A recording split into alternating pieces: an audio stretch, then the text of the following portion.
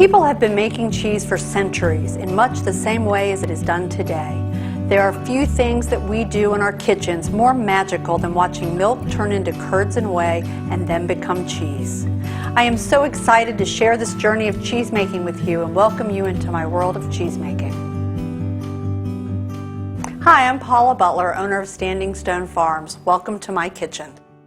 Standing Stone Farms offers cheese making workshops and cheese supplies for the home cheesemaker. Today we're going to learn about what ingredients are best, the equipment to use, and all the basic skills you need to become an amazing cheesemaker. Let's get started. We've got our milk here and all the equipment we need. And as you can see, there's nothing here that's scary or difficult to find because that's the style of cheese making we do here at Standing Stone Farms, old world style. And we use the same things that have been being used for centuries. We've got just spoons, regular ladles, skimmer spoons, measuring spoons, pots. We need to use stainless steel, enamel, or glass. Knives. No need to go spend money on some high-end curd cutting knife because we're going to learn very soon that curd is just like yogurt. Any knife that you have in your drawer is going to cut that curd as long as it is as big as your pot. So you don't need to go buy any fancy knives or anything like that. You are going to need to get a good thermometer. Thermometers are extremely important. And of course, you know, yes, we've been doing this for centuries, but we've really made some changes to make it so that it doesn't take as long to make cheese. And with those changes, something called mesophilic culture, it's extremely temperature sensitive. So good thermometers are a must. I have a variety that I use, from an instant read digital to a dial, to my very favorite. It's called a ThermoWorks, and it will do instant temperature very quickly. So, but any way you want to do it is good for you as long as you have a good solid thermometer. Other than that, you'll see that we have things like Tupperware, parchment paper, a Silpat, which is permanent parchment paper, glass bowls. Most of the world calls these fine mesh strainers. I call them curd catchers, and you will use them all the time. Colanders, measuring cups, and that's about it. Everything else will do with just natural style. Of course, we have to use our drain bag, which we have right here. Most of the cheeses that you're going to make are going to require you to use a drain bag. You don't want to go spending a whole lot of money on commercial drain bags, as they're really meant for the commercial dairy. And at home, we just need something to drain. You can use this, a flour sack towel, or you can even use a pillowcase and just cut the top off of it. It's going to make your life much easier than those commercial drain bags that are set up for holders that you won't have at home. So the first thing we really need to talk about in order for you to understand cheese is, what is cheese? The history of cheese. Cheese was discovered by an Arab merchant. The Arab merchant wanted to go on a journey across the desert. Of course, today we don't worry about those things. We can just go wherever we want and find supplies along the way. He couldn't do that, so he decided to bring milk. So he used the stomach lining of a calf, and he put his milk in that. And traditionally, that was what we used centuries ago because the digestive enzymes in the stomach lining of the animals were preservatives. So he took the stomach lining of a calf and he put goat milk in it. At the end of the day, tired, hot, exhausted, he sat down to drink his milk, and when he opened up the stomach lining, he discovered curds and whey. And, you know, unlike us today where we might say, I don't know what that is, I'm not going to drink it, he said, I've got to drink it, don't have a choice. So he decided to drink the whey. The whey is a thin, liquid, watery substance, and the curds are kind of like what we know today as yogurt. So he drank the whey and went to sleep. When he woke up the next morning, he decided to go ahead and have that yogurty substance, and he opened it up, and it had turned into a soft, spreadable goat cheese. He was super excited about this and took all this information to the Romans, and the Romans really made cheese what we know today. They learned about aging and pressing and all the various cheeses. And it's really that simple. But what you have to keep in mind through your entire process is that that is the basics. It's always milk and some kind of coagulant or acidifier, which we'll talk about because we now have some options. We don't always use the stomach lining of an animal. There are vegetarian options, things like that we use, and various things that we've invented to make our life easier because we don't want to walk across the desert every time we want to eat cheese. So that's why those thermometers become very important, because all the science that's involved now has made it so we have to pay attention to temperature. One of the things we want to keep in mind is that all cheese is the same. Remembering that all cheese is the same will make your life very simple. The only difference between cheeses is the temperature we cook them, the degree in which we mess with them, chop them up, stir them, but basically they all are very similar. The softer the cheese, the lower the temperature. The harder the cheese, the higher the temperature. The softer and creamier the cheese, the less we stir them, mess with them. The harder the cheese, the more we mess and stir with them, and we chop them up and we dry them and cook them. But they're all basically the same 5 to 7 ingredients, always of course starting with milk. So we have to talk about milk a little bit because not all milk makes cheese. We have several milks here. We have raw goat milk from my dairy farm. We have store-bought milk. Both of these will easily make any cheese you want to make. The only difference is if you're using raw milk, that's how it was meant to be made. You don't have to make any adjustments. So if you're able to access raw milk, either from a local farmer or your own animals, you can bring it in and make cheese just like that. Just follow the rest of the recipe without having to make any changes to the milk itself. Something occurs though when we pasteurize milk, whether it's raw milk that you're getting from a local farmer and you bring it home and decide to pasteurize it, or you're buying it from the grocery store. If you're buying raw milk, you are perfectly fine. Just go ahead and don't worry about the molecular structure of your milk because it is staying stable. If you buy milk from the grocery store, you have to go ahead and make a few changes. Something occurs when we pasteurize it, we cook out the calcium. So we have to restore the balance of calcium into the milk in order to make it work. So we use this awesome stuff called calcium chloride. Calcium chloride is really easy to find, simple. It's in almost every cheese-making supply house. And all you have to do is remember one very simple recipe. It's a 1/4 teaspoon of calcium chloride to a 1/4 cup of water per gallon of milk. And it's the same for all recipes. So just remember that if you're using store-bought pasteurized milk or raw milk that you've decided to pasteurize from a farm, you will always have to add calcium chloride for every recipe. And many cookbooks will not tell you this. They'll just say a gallon of milk, assuming that you know as a cheesemaker that if you're using pasteurized milk, you must add the calcium chloride. So it's very simple. Store-bought, raw milk, local farmer. What you can't use is ultra-pasteurized milk. So ultra-pasteurized milk will not make cheese. And in different parts of the country, you have to be really careful with that because many organic milks are ultra-pasteurized. So you're really going to have to check those labels. You'll spend a lot of time and effort and money and will have zero success with cheese. In addition, it has to be a dairy product. So you can't use almond milk or soy milk or anything like that. So just keep in mind either milk from a farm or milk from the grocery store and you're fine. Now, of course, many recipes call for whipping cream. Okay, heavy whipping cream is used a lot in recipes. And that, of course, is almost always going to be ultra-pasteurized, and that's perfectly fine because usually it's just a small percentage of the amount of milk volume that we're using, and it will be fine using ultra-pasteurized cream. Okay, so other than that, we're going to go over our ingredients. We have a number of ingredients that we use in addition to the milk, but please always keep in mind milk's the most important. The quality of your milk will determine the quality of your cheese in the end. So other than that, we have a few products that we use regularly. One is called a mesophilic culture. Because remember that guy walking across the desert? Well, we don't want to wait to walk across the desert, so we've invented this very cool stuff called mesophilic culture. And it's a ripener. And it basically walks across the desert for us. We use this in many cheeses. Sometimes it's in the cheese for 10 minutes, sometimes for 2 hours, sometimes for 12 hours. Its job is to walk across the desert. We also use other things called lipase powder. The lipase powder is a flavoring agent. It adds all the flavor to the cheeses. It's almost in every single Mediterranean and Italian cheese you use. It can be a little difficult to use. Sometimes it likes to act like flour, but just you'll have to get in there sometimes with your hands and gloves on and break up the powder or something like that. But other than that, you're perfectly fine. Then, of course, we have citric acid. Citric acid is used a lot in cheese making. Of course, it has the big acid word. I don't want you to worry about that. It's really just lemons. So I tell people all the time, yes, will it burn my eyes? Absolutely, but you'll be a little conflicted because it'll taste really good in the back of your throat.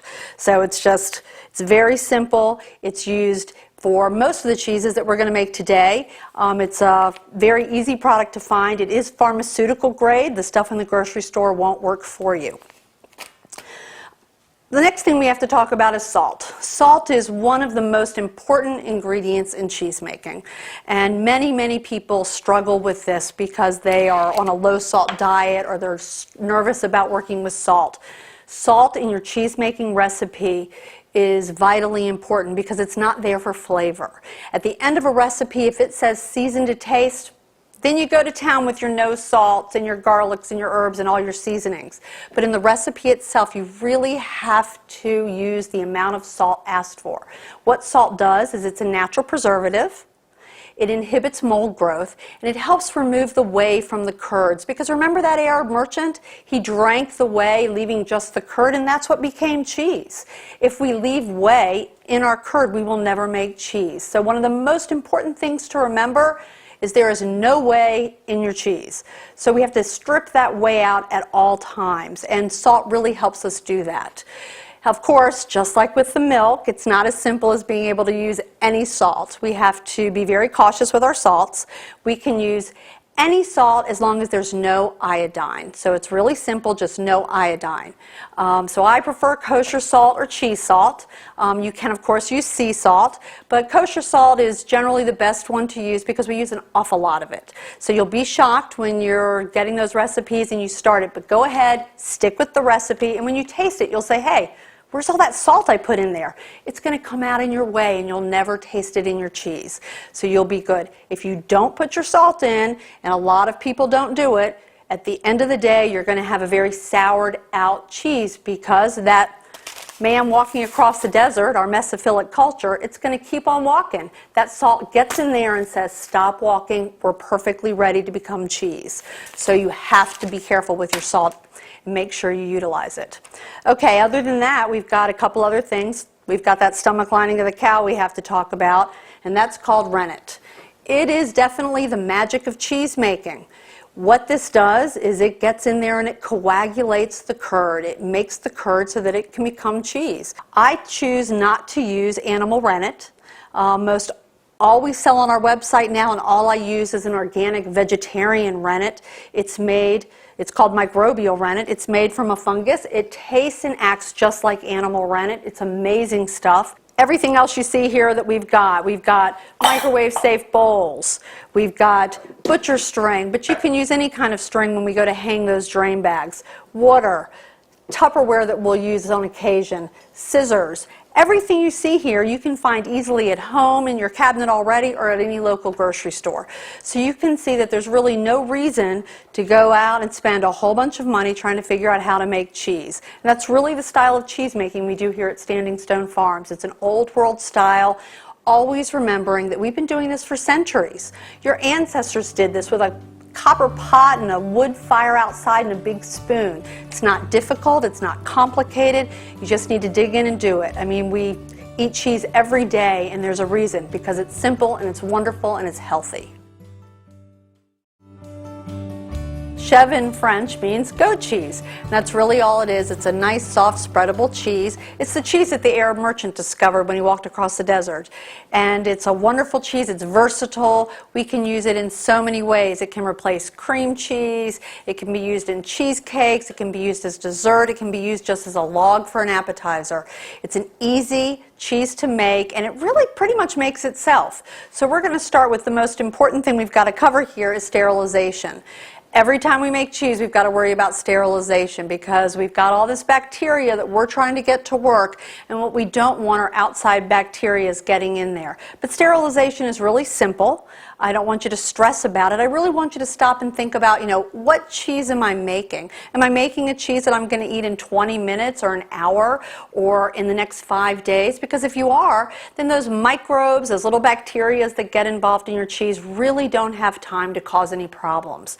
So in that situation, I just make it just like I'm making chili. Just, it's clean. I've washed it, I've cleaned it, that kind of thing, and I do some quick sterilization of the pot itself. If I'm making a cheese that is much more advanced, where I might not get to eat it for a year or two, then of course I'm a little crazy about it. I've got, gloves on, I've boiled everything, and I'm, scrubbing everything down with Clorox. But for these basic beginner cheeses, I don't want you to stress about sterilization. All we do is take our pot, enamel, glass, or stainless steel. I generally use stainless steel. I find glass is really heavy. And we just fill it with water to cover up to as high or higher than the amount of milk we're going to use, and we boil it for 20 minutes.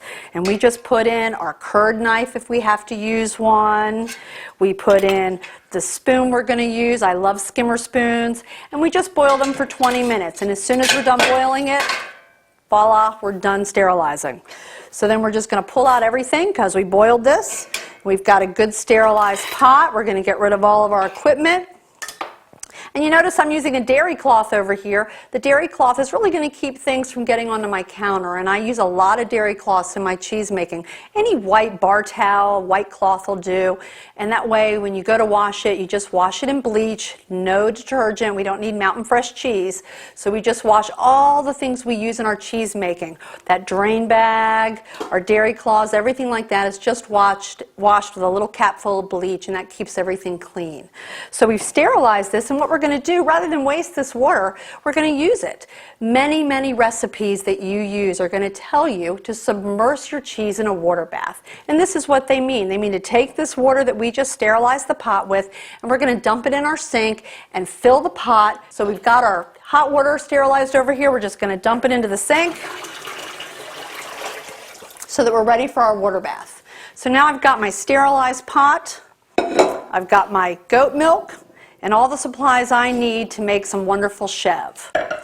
Again, this is a super simple cheese. I tell people, I can make this during, a quick commercial break. It's a 5-minute cheese. It makes most of the work is all done by itself. It makes itself. It's a really, no-brainer. So we're going to start with our milk. We're just going to pour it right in.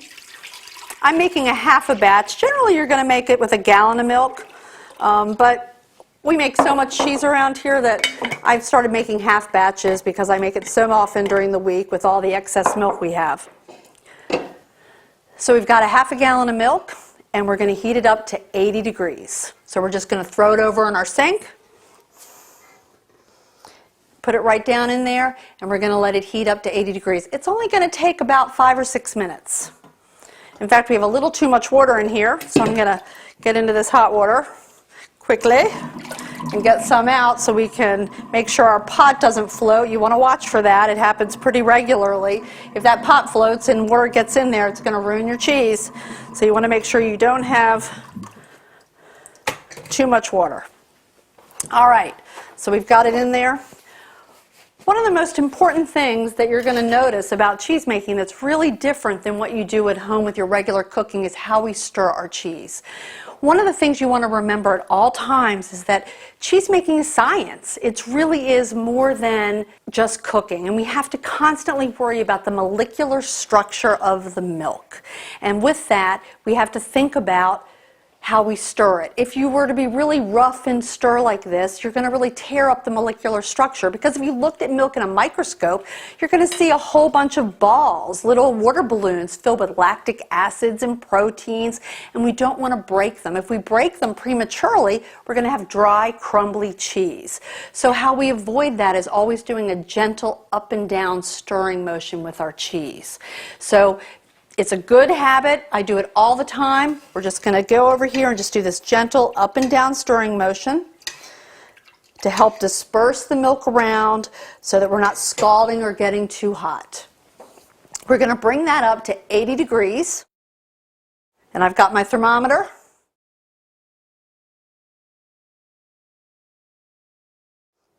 And it's going to take probably 5 to 6 minutes to bring it up.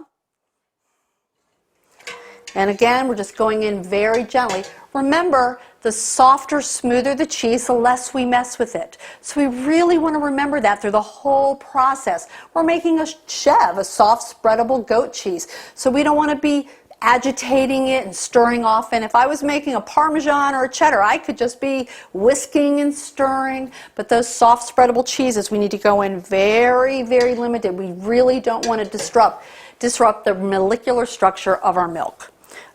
All right, I think we are good. Let's get a good check. Perfect, 80 degrees. Now it's time to actually start making our cheese. The first thing we have to introduce is our culture. The culture is that mesophilic culture that replaces that guy walking across the desert. It's the ripening. So we've got our culture right here. I usually keep it in little bags. It's just easier because every time you pull it out of the freezer, it's stored in the freezer, it loses just a little bit of its life. So I take that big bag that I buy quite often because I make a lot of cheese, and I put it into little bags that I'm going to keep out when I'm making cheese. Just a little tip. And we're going to use our stainless steel measuring spoon, because if I had been making a cheese that I wouldn't have, say, for a year or so, a very complicated cheese, more like a cheddar or Parmesan, this would have all been boiled. But I'm not worrying about it now. And I'm just going to sprinkle it in. This goes in pretty much like salt. Nothing to really stress about or worry about. It's going to kind of dissolve in, but because it is freeze-dried, we want to give it a minute to soften before we start stirring it. One thing you're going to notice when I make cheese is that I always turn my spoon upside down after I introduce a product. I have everything laid out that I'm going to use, and that spoon's upside down because I know what I've done. I definitely put that first ingredient in because that spoon is upside down. So let's take a peek. Looks like it is starting to just, rehydrate, so we're going to go ahead and give it a stir in. We're going to use that up and down motion.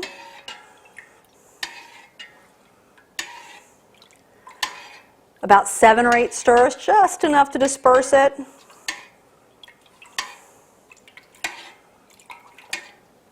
Perfect. Now we're going to add in the rennet. The rennet, of course, is the coagulant. It is the magic of all cheese making. So we're going to introduce this, but we always have to dilute it. Every recipe you will dilute your rennet. So we're going to use cold water to dilute it. And most of us can use it right from the tap, not a problem. If you're in an area where you really smell a lot of chemicals in your water, go ahead and use a water bottle or filtered water or something like that, because I have been told that it can cause a problem if you have too many chemicals. So we're going to go ahead and get some cold water.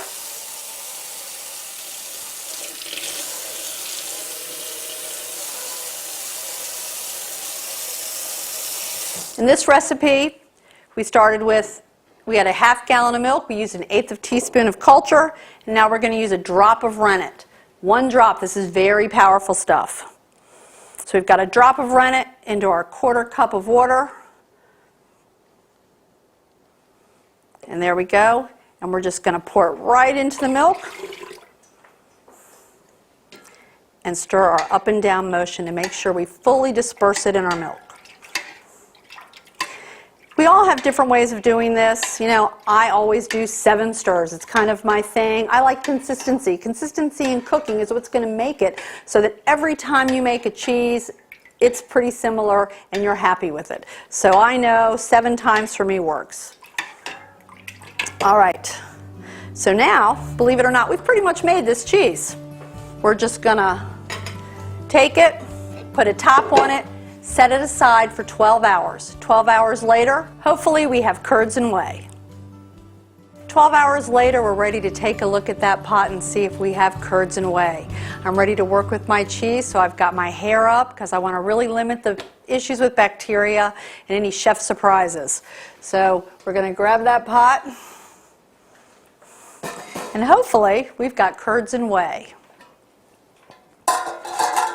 Sure enough, we've got beautiful curds and whey. As you can see, the curds are that thick, kind of tofu-y, yogurt-like substance, and the whey is a thin, liquid, watery substance. And that's exactly what you're looking for. And one of the things you're going to discover when you make cheese is that when you're doing it at home, you can't have a guarantee of a time limit. So you'll look at these recipes and you'll be really kind of stressed out. Your recipes are going to say set it aside for 12 to 16 hours or hang it for 4 to 10 hours. And you're going to say, what's that? So really we need to look at what we're looking for. The warmer your environment, the faster the process, because remember, we're dealing with the molecular structure and science. It's bacteria at work. If it's colder, it's going to take longer. If it's very humid and moist, it's going to take longer. So we really want to look for that clear, solid curds and whey. If I had opened this up and it kind of looked like a cup of yogurt where it was still sticking to the sides and just a little bit of liquid on top, even if it had been 16 hours, I would have waited, because what we can't have is whey in our cheese. We have to have a true separation of curds and whey in order to move forward to the next step. Well, we've got that here, so we're going to move forward. We're going to drain these curds and whey by hanging them in the drain bag. So we're going to start off by using our curd catcher. One of the things you want to avoid doing, and it's, we all do it in the beginning unless someone's there to tell you not to, is to take your drain bag and just dump this pot right into a colander, because it looks really innocent, and then all of a sudden you're going to pick it up and go to drain it and nothing's going to happen, and all of a sudden, splot, it's going to go everywhere and you're going to end up with curds all over the place. So we really want to watch that, and the easiest way to do that is with your curd catcher or fine mesh strainer. So we're just going to get in here and scoop up these beautiful curds. These are absolutely gorgeous curds. Nice, they smell good, fresh. We're just going to throw them in here. Now this whey, we don't want to waste this. This is, just loaded with probiotics, and it's a wonderful fertilizer. Whey is very high in protein. It's whey protein. People buy it in the grocery store all the time, where it's been hydrated and, dehydrated, sorry. And we need to bring it home. And here you've got natural hydrated whey that you've made yourself without preservatives. You know what's in it and where it's come from. And once we get that initial scoop out, we can go ahead and pour it. We can use this whey to drink. I freeze it in ice cube trays. I even throw it in my daiquiris. Makes me feel a whole lot better about them. You can use it as fertilizer. It can go in your tomatoes, your blueberries. Any acid-loving plant will thrive on whey. All right, so we've got it in here. Looks good. We don't want to worry about trying to push out the whey, squeeze out the whey. We want it to happen naturally. Okay, so we're just going to grab up the sides of the bag. Let gravity do a little bit of the work for us. And then we need to tie it. I choose to use butcher string. I have used hay string, shoestring, anything that you have that's going to tie it and hold it will work. So all we're going to do is take it, and we're going to tie it just like we're tying our shoes. Give a little flip over, because we don't want this hanging down. If this hangs down, it's going to get wet, it's going to drip, it's going to make a big mess. So we're just going to tuck that in. And this is the same principle you're going to use to tie hundreds of cheeses. We do this when we make feta, Monterey Jack, ricotta salata, cream cheese. I tied that good bunny knot, just like when we were kids. So we got a good solid hang. So now that we've got this, we've got to let it hang and drain. See all this whey coming off? It's going to take 4 to 6 hours, sometimes even 8. Again, depending on the humidity and the temperature of your house. Don't get frustrated if the recipe says 4 to 6 and in 6 hours you go to look at it and it's not done yet. And we're going to take a look at what a done one, absolutely finished chevre looks like, and we're going to take a look at one that isn't finished, so you know when you open it what you're seeing.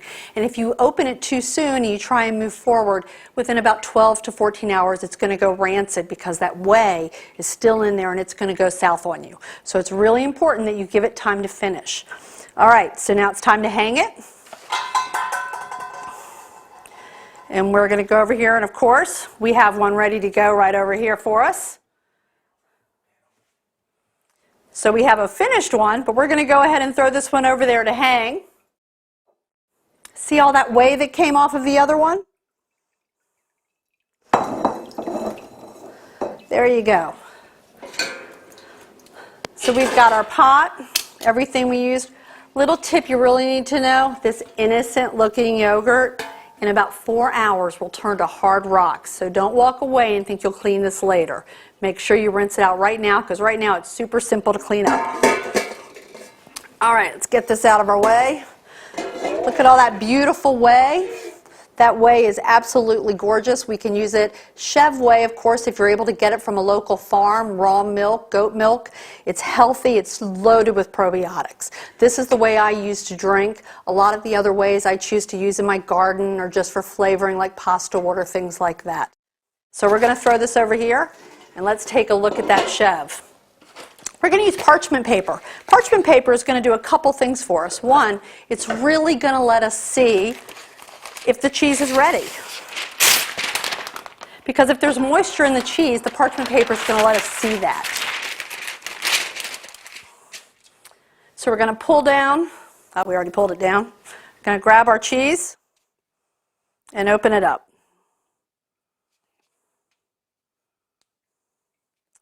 And hopefully these curds have now turned into cheese. And it's been, I'd say it's been about 6 hours since it's been hanging here. And you know, I haven't done anything. It's just been hanging there. So this was really a pretty simple process. So let's open it up and see what we've got. Well, there you go, the magic of cheese making. We started with the milk. We turned it into curds and whey. We let it sit. We hung those curds. And now we've got cheese. Beautiful, soft, spreadable, delicious goat cheese. Now, I know I mentioned that I was going to show you what it might look like if it wasn't ready. I can see this is ready. This looks beautiful. I'm going to put some gloves on because one of the things we don't want to do when working with our cheese is use our bare hands because we've got a lot of oils, bacteria, things like that that get into our hands. I don't buy special gloves, just any kind of glove from the store. So one of the tricks, I make a lot of cheese, so I can see and taste that this is great. But one of the tricks we want to look at is you take that parchment paper and just kind of push down on that cheese. And when I pull it back, if there were puddles of whey, puddles of liquid in here, I would know that it isn't ready yet. And this looks fabulous, and it's totally ready to be finished off. And we finish off our cheese, of course, by salting it. We have to salt it. Remember, salt is a natural preservative. It inhibits mold growth. Of course, it flavors. And it's also going to help get rid of any excess whey that might be hanging out in there. But hopefully, we've already gotten rid of all that. So we've got our cheese. We're going to add a little bit of salt. It's generally, rule of thumb, about a teaspoon per pound of cheese. And you're going to get about a pound of cheese per gallon of milk. And that's pretty standard. Occasionally, if you're getting raw milk, that'll alter depending on the season. So we're just going to mix it in. Another reason why I really, really, really love using parchment paper. We can just mix it in there, get that salt dispersed, move it all around. And now we are ready to do whatever we want with this. This is beautiful looking cheese. So now that we've seen what great cheese looks like, let's take a look at some that I just hung, about an hour or two ago that you might run into and it wouldn't be ready. I can tell right away when I look at this that it's not ready. See this? I've got liquid still coming out of it, okay? That's what you want to look for. You go up and you're like, okay, it's starting to feel like cheese, it looks good, and then all of a sudden you squeeze it, and you still got liquid. Right away it tells me we're not ready to go. And that's what you want to look for.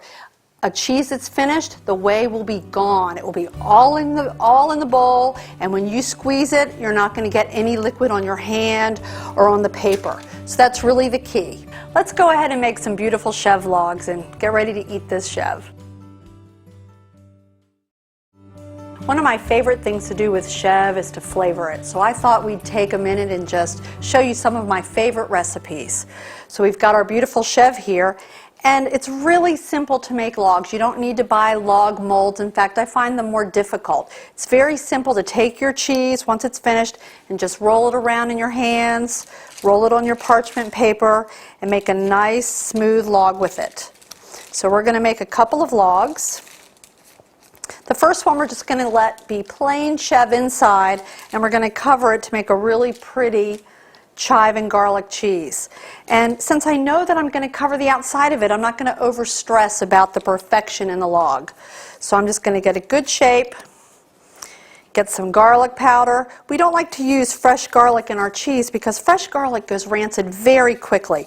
It's usually only going to last 2 or 3 days before it starts to turn bitter on you.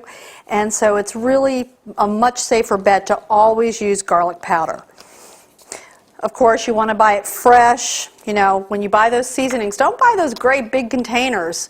Seasonings don't last for more than a month or two, so just get them small quantities as you need them. All right, so now we're going to add some chopped chives and just toss those around. One of the easiest ways to do it is just throw it down there and roll it in it. Helps shape your log, makes it really pretty. Get them all in there. This is a beautiful cheese for the holidays. All right, the next one we're going to do really quickly is my honey lavender. Probably one of the most requested cheeses I make, and it's definitely one of my go-to favorites. Same thing. Just going to get some fresh lavender buds.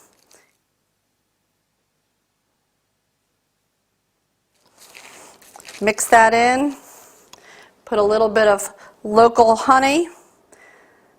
I get this from a farmer right down the road that has the most amazing bees. And some black pepper. Just mix it in there. Get it all mixed in, and then make your log. The honey can be a little sticky, so don't worry about it. That's why I've got the gloves on. Make a very pretty log. And we'll just drizzle a little bit of fresh honey on there.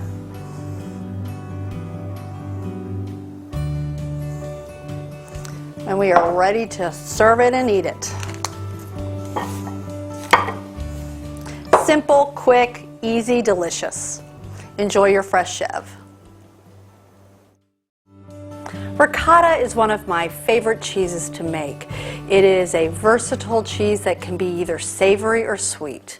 Not only is it super easy, and it's another one of those cheeses that kind of makes itself, but the exact same recipe makes many different cheeses. So it's one of those recipes you just get in your mind and you are good to go. Ricotta was discovered by an Italian grandmother. The Italian grandmother was making mozzarella. Centuries ago, mozzarella was made outside on an open fire in a big pot. She made her mozzarella and she took the curd from the mozzarella to stretch and pull it and make mozzarella, which is really the big difference between mozzarella cheese and all other cheeses, is it's a stretched curd cheese. So as she was doing that, she left the pot of whey on the fire, and she realized when she looked over a little while later that that pot was about to boil over. All of a sudden she said, you know, what is that on top? And still, you know, centuries ago we were really, really cautious with food. Food was difficult to come by. She saw this beautiful foamy curd on top. Never seeing it before, she decided to scoop it up. She scooped up those curds and set them aside and went back to stretching her mozzarella. 20, 30 minutes later, legend says, her husband came up and said, what is this? And she said, I have no idea. I pulled it off that way. And he took a taste and said, this is amazing. What is it? And they decided to name it ricotta. Ricotta means to cook again or to recook in Italian. And it's the recooking of the mozzarella whey that makes ricotta.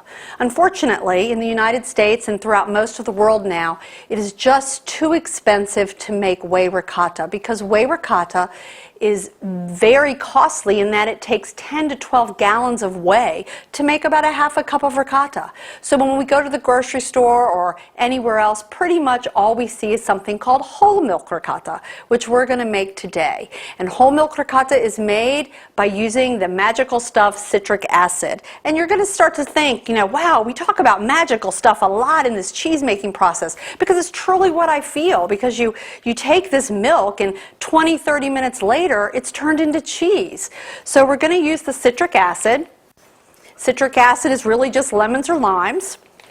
And we're going to add that, and that's going to be the acidifier that's going to kind of fake this cheese out and make it think that it's sitting in this huge vat of whey. So in order to make our ricotta, we use milk and cream. Ricotta is very creamy, so when you start making it at home, you're going to have this entire experience of this moist, creamy, smooth ricotta that you just don't find in the grocery store. But what you want to think about, just for a quickie, is that mascarpone is just cream, same recipe. Quesablanca, just milk, same recipe. Cottage cheese, exact same recipe, but 2% milk. That's why this is such a great, versatile recipe. But of course, we're going to make ricotta. So we're going to start with a gallon of whole milk. We need to use whole milk in our cheese making. You know, when they say lower fat cheeses, they've taken more of the cream off the milk than the whole milk had, but definitely nowhere near the amount of 2% or skim milk. So if you try and use those, you're going to end up with very dry, crumbly cheese. So we're just pouring in a gallon of milk into our sterilized stainless steel pot, and of course this could be glass or enamel. And now we're going to add some cream. The recipe calls for ½ a cup, but remember, all cream is mascarpone, no cream Casablanca, so we want to use a little more cream if you like it creamier, which I like my ricotta creamy. So we've got our milk and our cream, and we're going to use our up and down motion to help disperse that cream. So when we do this up and down motion, it's always, you know, for gentle cheeses. We want to make sure we don't disrupt the molecular structure of the milk. But when we've got cream involved, we have to remember that cream's always rising to the top. So we want to keep that cream pushed down and dispersed throughout our entire milk. In addition, if we're cooking on a stovetop, which there's only about 5 cheeses we're ever going to cook on the stovetop, we have to be careful that we're not doing any kind of swirling, as that swirl is just going to keep this hot milk down here on the flame and the cool milk up here. So that's another great benefit to this up and down motion, doing a full disbursement of the milk above the heat. All right, so we've got that cream in. We've got cold milk. We're starting with completely cold milk and cream, and we're going to add our citric acid. Anytime you see citric acid in a recipe, and it is always going to be the first ingredient, you'll be using it with cold milk. And we're just going to put in a teaspoon of citric acid. I'm using cow's milk today because that happens to be what I enjoy with the taste of my ricotta, and in addition, it's something that everyone can easily find. But if you were using goat's milk, rather than using 1 teaspoon of citric acid, you'd be using 2.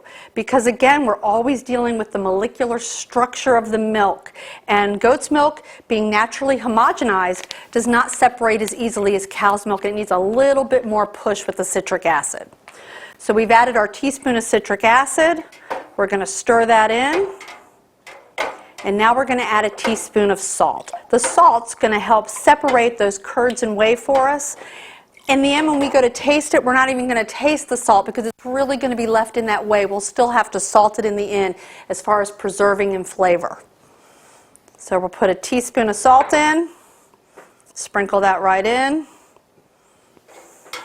Give it a stir, and now we're going to turn on our heat. Whenever we cook on the stovetop, we cook all of our cheeses on medium heat. We don't want to go anything over medium, and if you go with low, you're going to be cooking a little too slowly. And what happens when you do that is you allow the citric acid to work too long, and it's going to cause the pH to rise too high. And we don't want to get all into that business because it gets a little complicated for the home cheesemaker, but just medium heat is the key. So we're going to go ahead and turn this on, get our medium heat. I'm using propane. A lot of people stress out, you know, oh, I have an electric stove.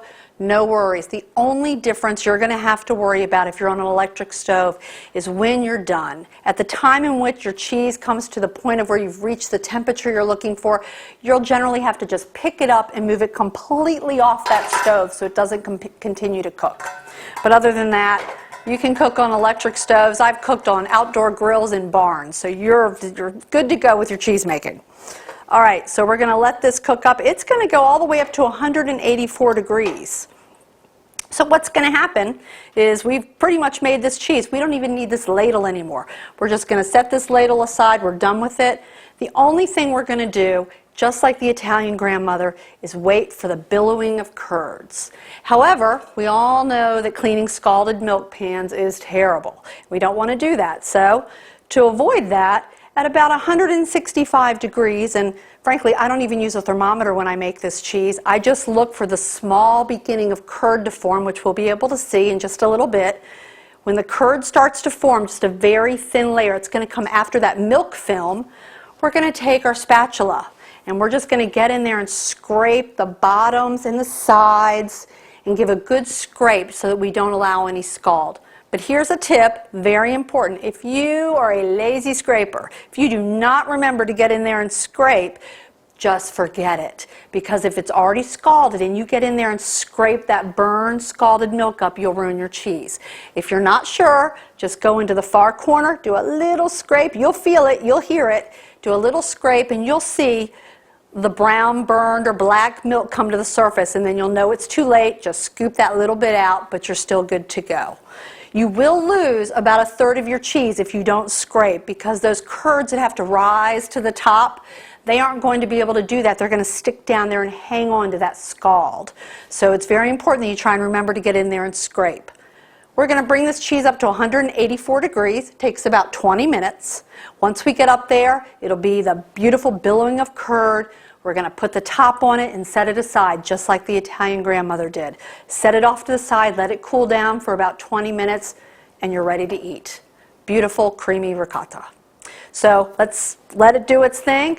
And we have a little fun tip we're going to do here. Rather than wait and sit here and just stare at this, we're going to make some butter. So butter is super simple. There's absolutely no reason to buy butter at the grocery store. The only time I ever buy butter is if I'm making pastry, because much like everything else, there's an exact science to butter. So butter has a very specific amount of liquid content. And if you're making pastry dough or scones or something that really depends on the rise of your dough or your pastry, the extra butter and liquid content that's going to be off, that extra liquid in your butter, will throw off your entire recipe. So we're going to start a really quick way with doing it right here at the counter with a bottle. Just a simple water bottle, just like this. Butter only has one ingredient in it, and it's heavy whipping cream. That's it. Simple, heavy whipping cream. I've taken heavy whipping cream and I've put it in a water bottle. I love to use these water bottles for a variety of reasons. One, somebody always smacks them, drops them or something, and they're not going to break. Two, they have these agitators. These lines are natural agitators. Makes it very simple. Back in the old days, people would say, oh, I've shaken butter before. I'm not doing that. It took me 20 minutes and nothing happened. Now, we can make butter in 1.5 to 2 minutes. The other trick is the temperature of your cream. Your cream needs to be between 58 and 72 degrees. As long as it's between 58 and 72, you're ready to actually start making butter. If you put cold cream in there, you're going to have to wait until that cream warms up before you even begin the process. So we've got our water bottle, we put our cream in it, and we've let it warm up. So all we're going to do is shake. There's, of course, like everything else, there's the right way to do it and the wrong way. So the right way to do this is to do 1 solid shake per second. You're going to use your full shoulder up and down. And if you do that, you're going to make beautiful butter with very little buttermilk. And if you haven't ever made butter at home, you're not familiar with what's called sweet cream buttermilk. We don't sell it at the grocery store. Most people haven't had it. One of the benefits of making butter at home is the most amazing dieter's dream, sweet cream buttermilk. Sweet cream buttermilk is the liquid that's left from the butter. In the grocery store, what you find is something called cultured buttermilk, and that's where we take that buttermilk and we have to culture it with that man that walked across the desert, that mesophilic culture. We have to put that in it to make it last, because sweet cream buttermilk, no matter what we do, will go rancid in 8 to 10 hours. So you just get to use it right after you make your butter. It is amazing, sweet and creamy, yet all that fat has landed in your butter. So here's the trick. If you shake it like this, these short little, just using your elbow, you're going to make too much buttermilk and not enough butter. So why do we worry about that? Because we've been doing this for centuries, and centuries ago we didn't have refrigeration. We knew, our ancestors knew the buttermilk would go rancid, so we wanted more butter. Butter could be stored in a cellar. Butter had staying power. So they realized that the slow motion, one good shake per second, would give the most butter and the least amount of buttermilk. So the first thing that's going to happen is the whole bottle is going to be coated, because the first thing you're going to do is make whipped cream. You know that great stuff we just put on top of desserts? That's the first thing you're going to make. And then all of a sudden you're going to be shaking away and it's going to stop moving. You won't hear anything, you won't see anything. You'll be like, is it done? It's not done yet. You'll know when it's done because you're going to start feeling this clunk. And you're going to see something that looks like this.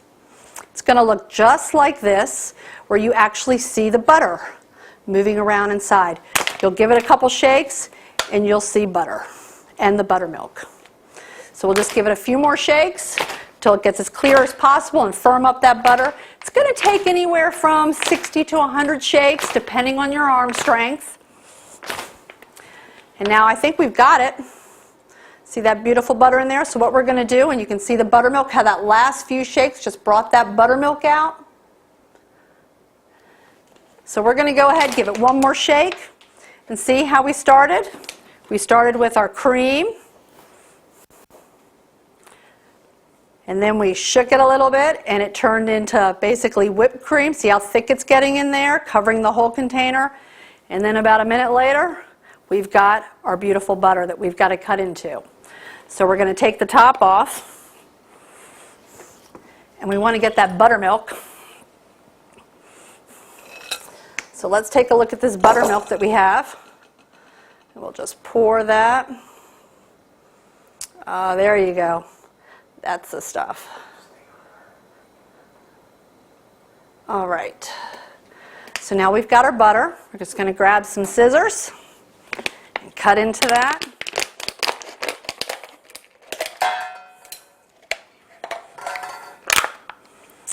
And there we go. Beautiful, fresh, preservative-free butter. I definitely think it's time to taste this. Oh yes, perfect.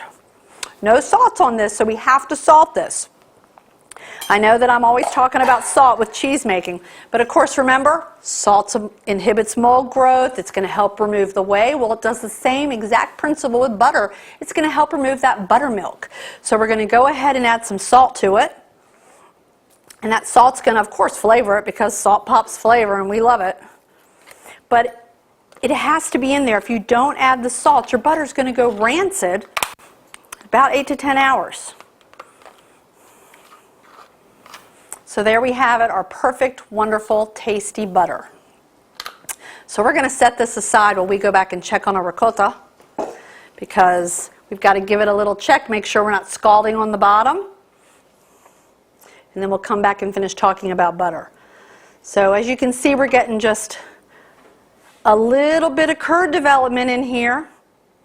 There's a little bit of curd coming, a little film. Not enough curd to really cause a scrape, but if you see them starting to rise, those are curds. Those are little ricotta curds.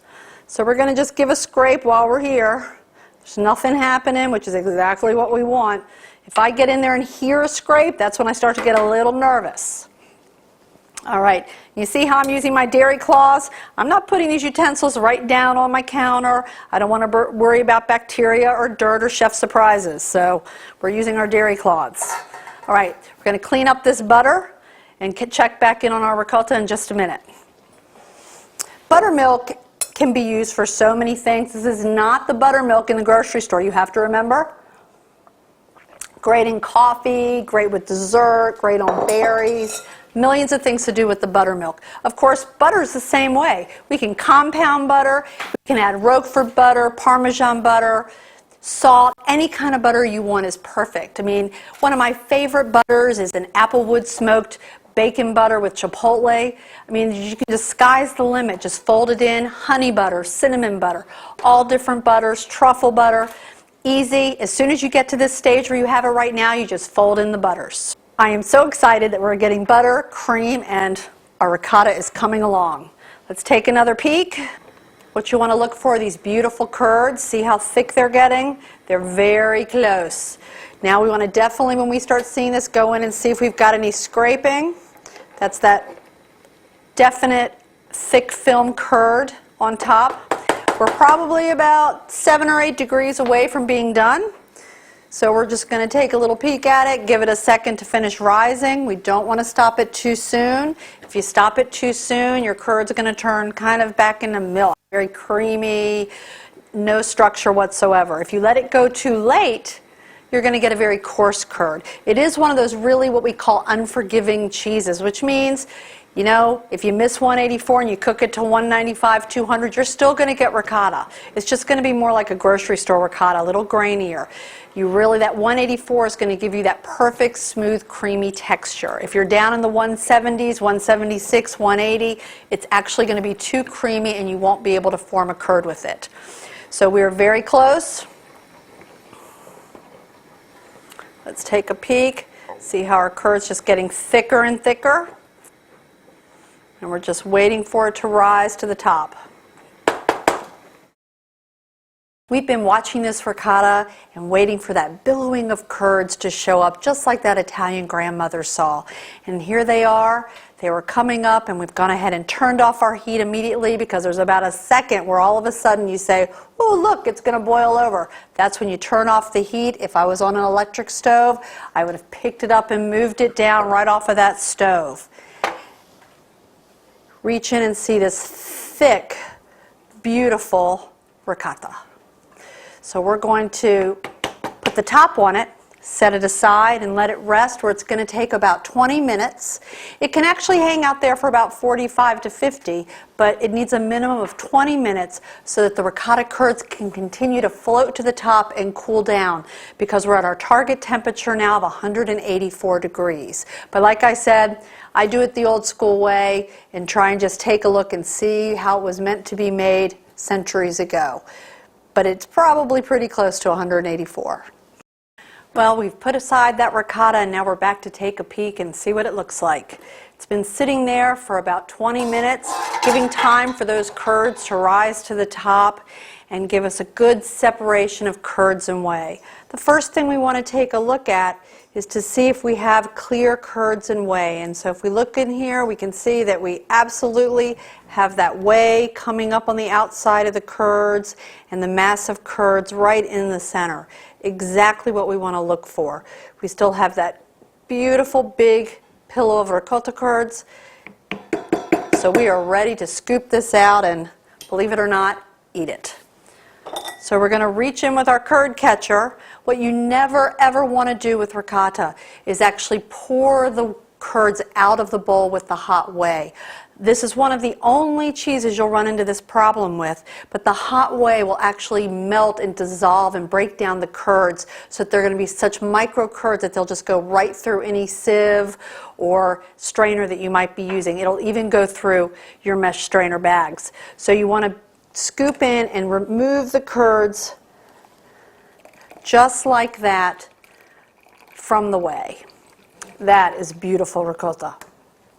So the first thing we're going to do is take a look and just say, okay, we've got nice, beautiful, fresh ricotta. Of course, this we could eat just like this is.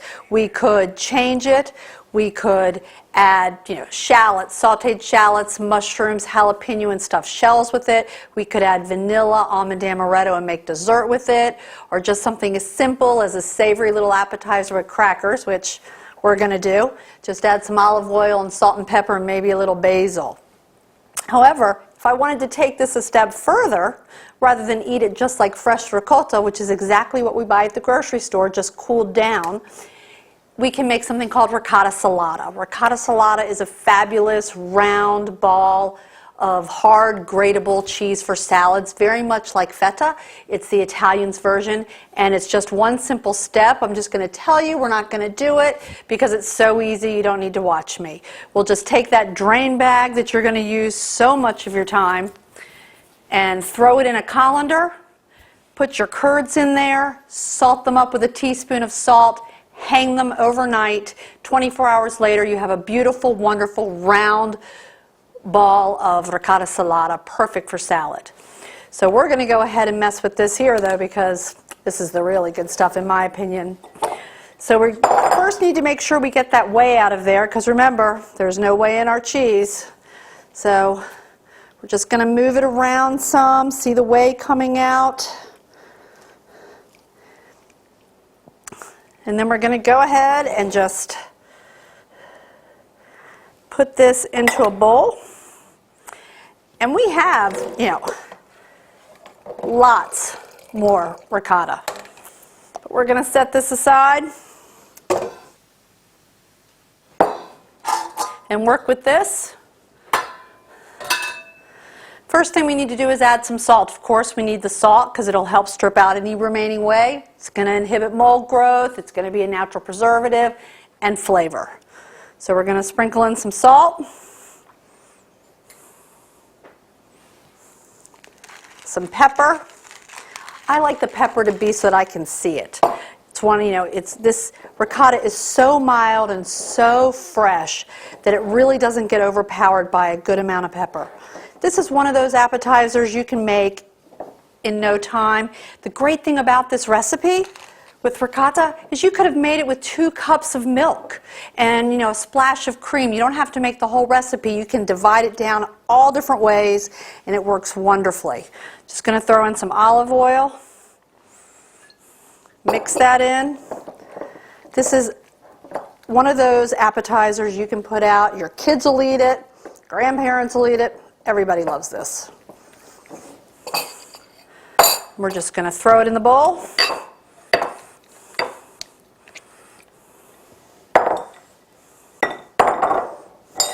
Top it with a little bit of pepper and a little more salt. Drizzle of olive oil and some fresh basil.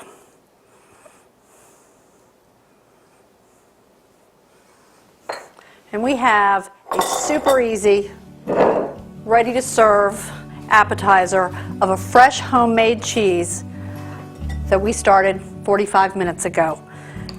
This is a perfect example of how you take milk, 45 minutes later, you're eating fresh, wonderful cheese.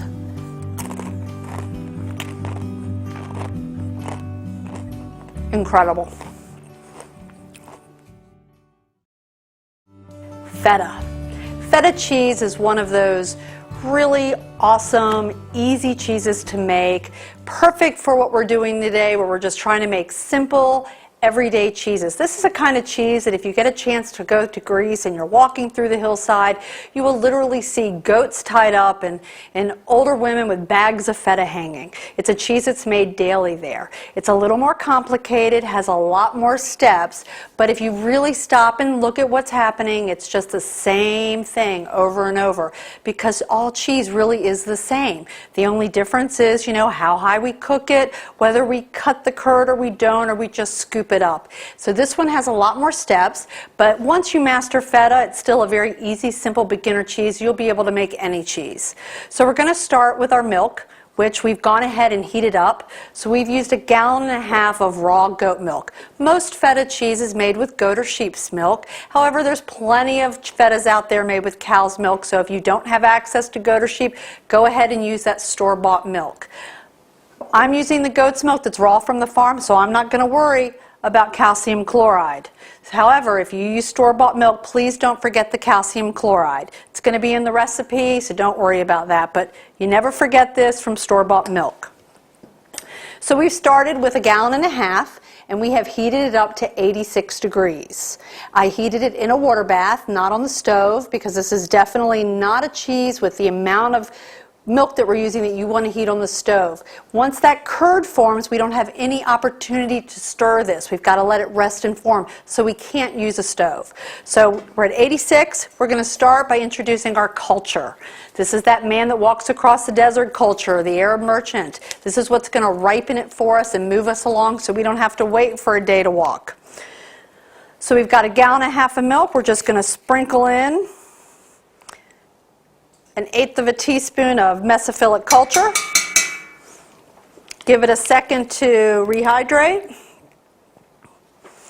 Then we've got our skimmer spoon, And we're going to do our up and down motion. Just enough to disperse that in. We don't want to over stir. We always want to worry about the molecular structure of the milk. So we're getting that all stirred in. And now we're going to add lipase powder. Lipase powder is truly what makes feta feta. It's the Greek in feta. It's the flavor, the aroma, the pungent taste that we get, and you can add a little more or a little less depending on what you're looking for. If you like a really, sharp, pungent, strong feta, use a little more. If you like more of a mild Belgium-style feta, don't use it at all. So I'm putting in 1/4 teaspoon. Just going to sprinkle that right in. I'm going to go ahead and get these out of my way.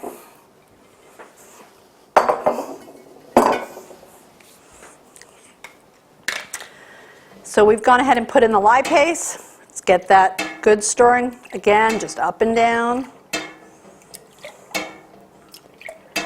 And now we have to let the milk do something called ripen. It has to ripen for an hour, where it's just going to let that mesophilic culture start ripening it, do that little walk across the desert forest, let that lipase get in there and start to give some flavor. And the lipase, technically what it's doing is it's getting in there and splitting up the fatty acids, and that really brings out the flavor. And we all know every time we talk about fat flavors, we're going to get a whole bunch of flavors. So that's really what that lipase does. Lipase is not a vegetarian product. It is from the pancreas of an animal. You have several different ones. The one I choose to use is called kid lipase or pecorino lipase, and it's from a baby goat. It is only used from ruminants, but there is goat lipase and calf lipase and lamb lipase. I prefer always to use goat lipase. It really is the best flavor and the easiest lipase to work with. The other lipases tend to act a lot like flour. So we're going to give this some time to rest. It needs to sit here for an hour, and an hour later we would add the rennet. All right, our hour's up. Now we're going to get our rennet. We've been very careful to maintain 86 degrees. And I know that you're thinking, oh, how do we do that? Always, the milk will really maintain the temperature. It's really easy. Once you get it up to that temperature, sometimes you'll have problems keeping it at 86. The mass of the milk and the curd will start to raise, and sometimes you'll actually have to put it in cool water to bring it down. I tell everybody the trick is 2 degrees. Okay? If it gets up to, if your target temperature is 86 and you get up to 88, you're fine. You get down to 84, 85, you're fine. Keep moving forward, okay? But you want to try and stay as close to that target temperature, and that might mean dipping it back into hot water or dipping it back into cool water. So if I was using store-bought milk, now would be the time to add the calcium chloride. You always add the calcium chloride directly before the rennet in every recipe, and it's always the same. 1/4 teaspoon, 1/4 cup per gallon of milk. But we're using our good old farm goat milk here, so we're going to go ahead and just get our rennet in. We always dilute our rennet. I can get into the water. All right. So we're going to use 1/4 cup of water.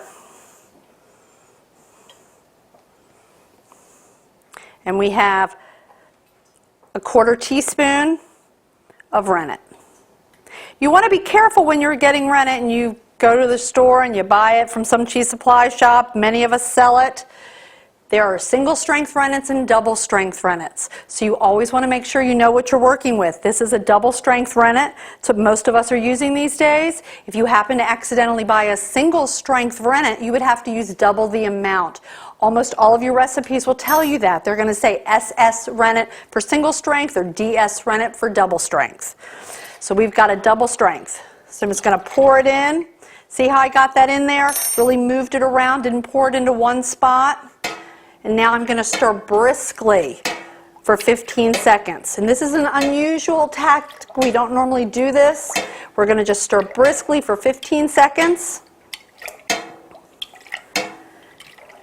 Make sure we get that rennet in there. That rennet is going to start working pretty quickly. It is very powerful stuff. In some recipes, we just use 1 drop. So with this, we put in a whole bunch of rennet. We need to make sure we disperse it.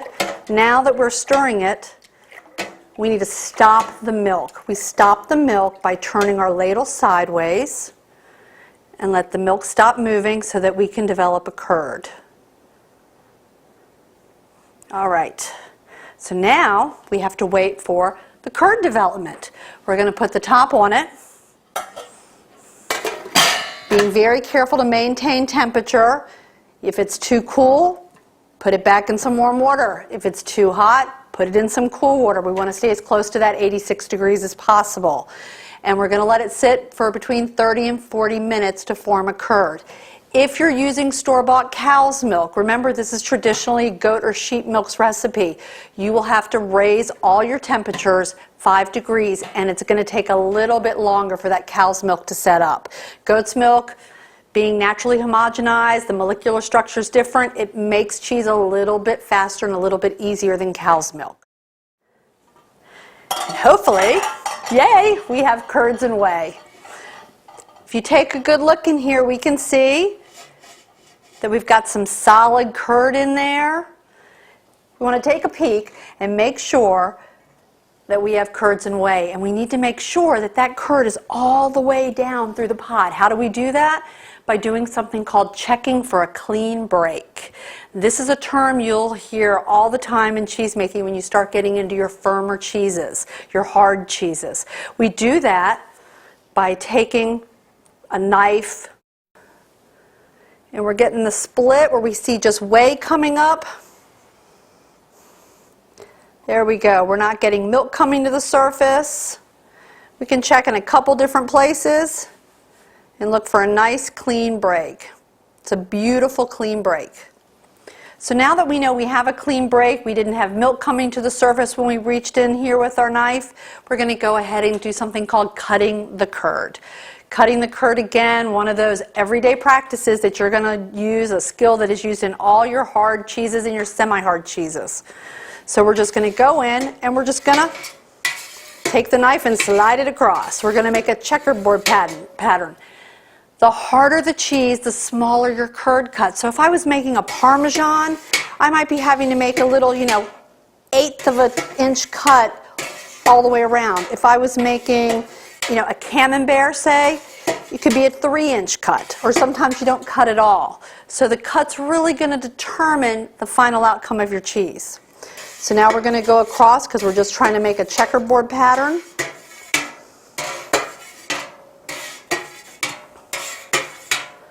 Beautiful. Now, of course, what have we got here? We have these tunnels of curd. We need to deal with that. We need to have squares. That's our goal. So we're going to do that by going in at an angle. We're just going to go in at an angle all the way around.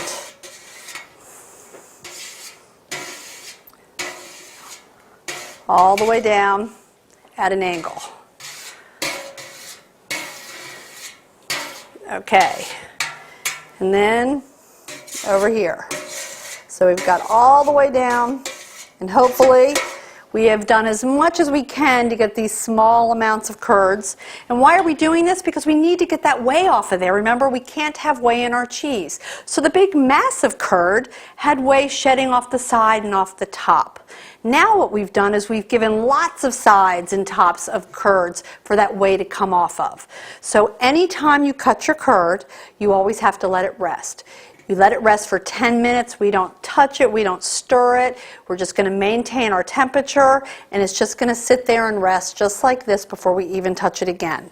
So we're going to put the top on and let it rest. We're going to go ahead and heat up some water because we're going to have to put it back in our water because we're going to have to cook the curd. We'll get the curd cooking in just a minute. It's going to take 45 minutes to cook our curd. And what we're going to look for is for this, which is very wet, very yogurt substance-like right now, to get firm and be not quite squeaky curd. You'll hear that term a lot. That's more for those really hard cheeses, but a lot firmer, more like cottage cheese. All right, so we're going to put it over here in our water bath.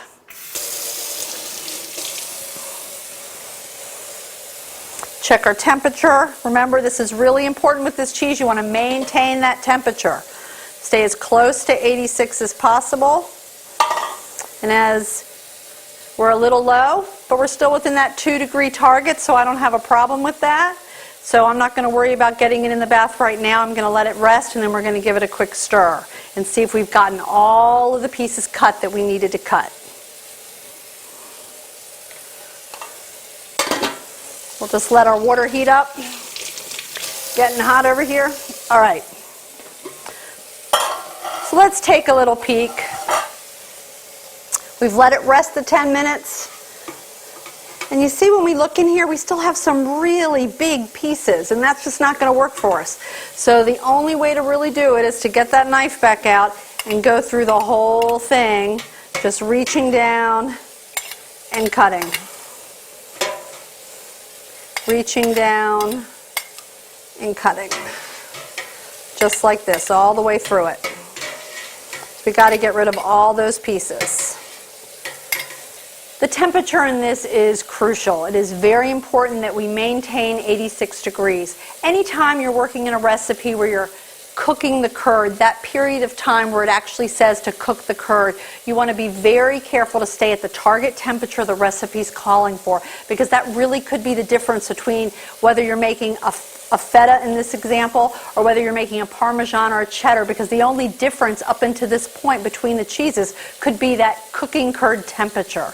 So we're going to go ahead, put the top on it now that we've made sure all of our curd is uniformly cut, and put it back into the water bath because we were at 85, and I want to make sure I get back up to 86 degrees.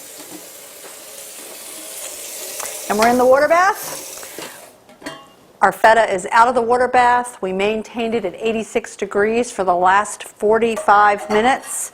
And now we're going to take a look and see how wonderful these curds look. Remember just a little while ago, they were big, soft, yogurt-like curds. During the last 45 minutes, they firmed up just from the cooking of the curd. Gives us more of a firm texture, not quite a squeaky curd. If we were working with a really hard cheese, these curds would be literally squeaking in our hands. But this is much firmer, much more like cottage cheese or even ricotta. So throughout the process, I had to come in here and stir it. What you don't want to do is allow your curds to mat. Curds love curd, and they like to knit together and turn into big, giant balls of curd. So we want to get in there about every, 5-6 minutes during the process and just take your ladle and break them up. See, here's one trying to mat together. You just break them up. That's all you have to worry about, because you want to keep them as separate as possible, so when we go to mound them together, mash them together, they're doing it on our terms, and they haven't done it on their own, so we can make sure they're fully cooked throughout. So these look great. So now what we have to do is hang them. So we're going to grab a colander and our drain bag. Feta whey is a wonderful way to use if you decide to go ahead and try and make real old school ricotta. You're not going to get a lot. If you tried to turn this into ricotta like this is true whey ricotta, you'd probably get about a half a cup, but it is pretty amazing stuff. So we can go ahead and just pour off an initial amount of whey. We don't want to dump this whole thing in. It'll make a huge mess. We can just pour off our whey.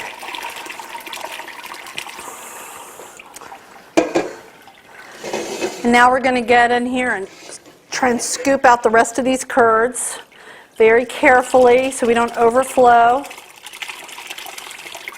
Remember, curd equals cheese. The more curd, the more cheese. So you don't want to waste any. So get it all in there. And these curds look fabulous. These curds are perfect. So we're going to go ahead and get every last bit. See all that leftover little curd in there? I know it seems like, oh, it won't matter. But that's probably 2 cubes of feta in the end. So we want to get every bit out and just finish up. All right.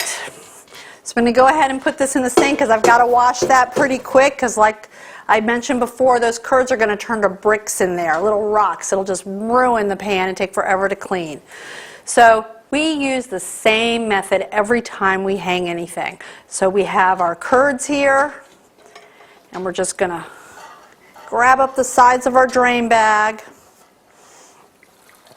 and let some gravity do the work for us really quickly so we don't have too much weight to have to worry about hanging somewhere. Grab our string. Again, I love butcher string, but you could use hay string, shoestring, any string you want, just something to hang it. I'm going to tuck this down. Don't want to worry about it getting soaked and dripping everywhere. And we're going to use bunny rabbit ears, good old-fashioned double knot, just like when we were kids tying shoes. And there you go. Got a nice big mound of cheese. So now we have to hang this. I use my knobs. This cheese has to hang for 24 hours minimum. It can be 24 to 30 hours. And I tell people that you really want to be able to smell the cheese. You know, you can walk into a room where feta's hanging and generally smell it. It's going to smell, you know, almost a little bit like soured milk, something like that. But you should definitely be able to start smelling the feta. And at this point, remember, we still are working with curd. So we're going to move all this out of our way because, of course, I made one for us. I did this yesterday, 24-hour hang. It's our beautiful ball of feta. Going to get some parchment paper out to work with this. And we're going to just open this up and take a peek. And this bag, this is going to drain. You can see how much this one drained overnight. Quite a bit of whey comes off of it. So you've got to let it finish coming out.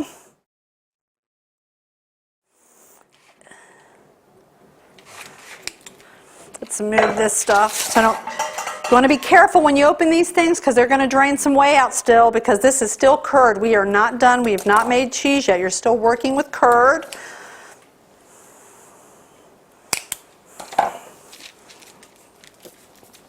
Let's take a look at our ball of curd.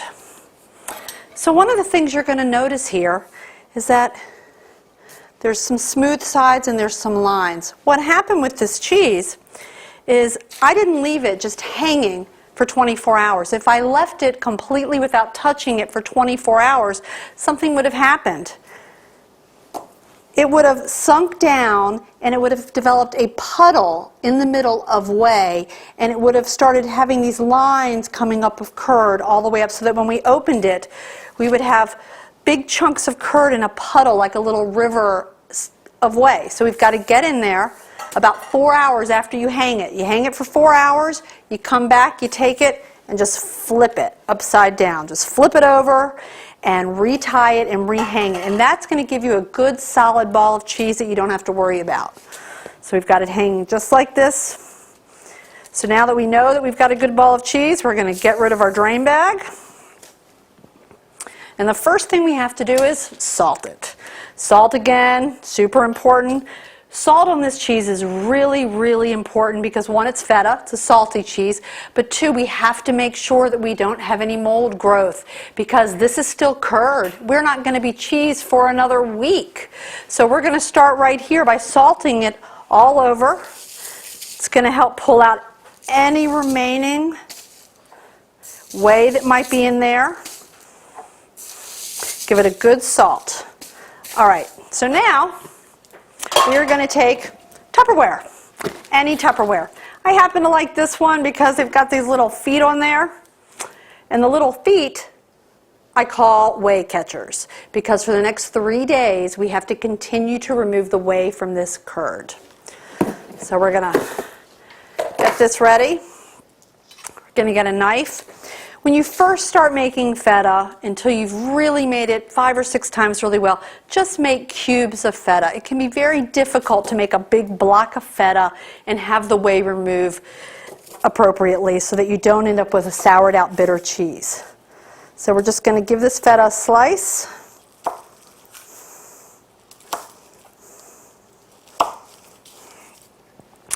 And then we're going to slice it again, and we're just going to cube this right up. And once it's all cubed up, and remember to make the cubes larger than your final product because it's still curd. As whey drains and removes from it, it's going to shrink. And we're just going to throw it in here, just like this. And we're going to fill the whole thing up. We're going to cut it all up, put it in here, super, super salt it.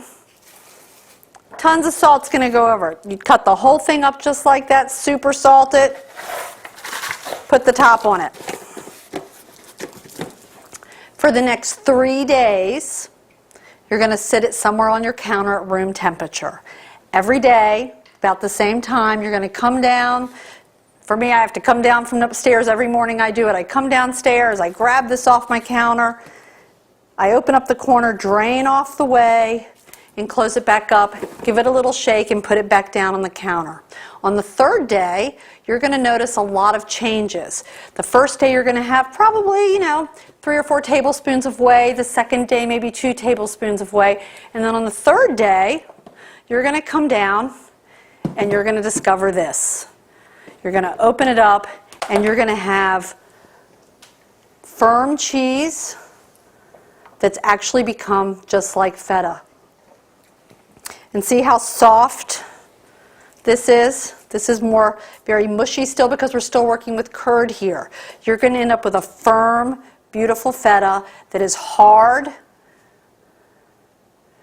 and ready to be brined. So let's get all this out of our way so we can move forward.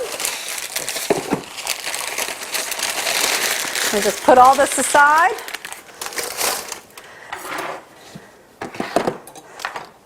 So now, we've waited our 3 days. Every morning I came downstairs and I drained it. So every morning you go into the kitchen, you're going to drain that whey off. On the third day, there might be a little bit of whey left. You're going to leave it there. Don't worry about it. And you're going to get a container. I like to use half-gallon jars. If you make a whole recipe, it's going to fill a gallon jar, so it's a lot of feta. But the great thing about feta is it lasts a year. As long as it's in the brine, it is happy and will stay in the refrigerator. Now we're going to add our brine. The brine is made up of a half a cup of kosher salt and a half a gallon of water. We boil it, let it cool before we add it to our cheese. Make sure all of the salt's completely dissolved. So now we're on the third day of our cheese. We definitely feel a firm texture. If on that third day it was still soft or squishy, you may have to give it another 6 or 7 hours or maybe add more salt. We're going to add this right into our jar and then cover it with the brine.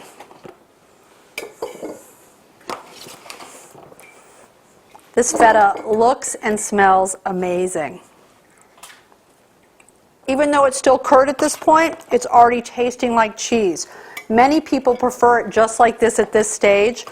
The recipe does tell you to give it a week in the brine to get the full flavor, but my husband eats it right out of here. In fact, he starts nibbling on it on day 2. So I always have to laugh. Whatever goes in is never the amount that comes out.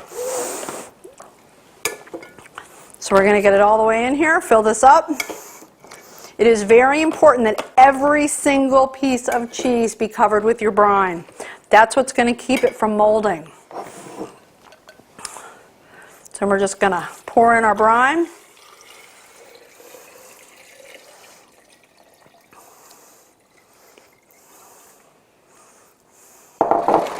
It's exactly what we want it to look like today. On day 3, after it's set, it goes into the brine. It's going to take about a week to finish off and become cheese. During this week, it's going to firm up a little bit more. It's going to get some of that salt flavor from the brine, and it's going to be absolutely wonderful and ready to use in all of your favorite recipes. Gotta love feta.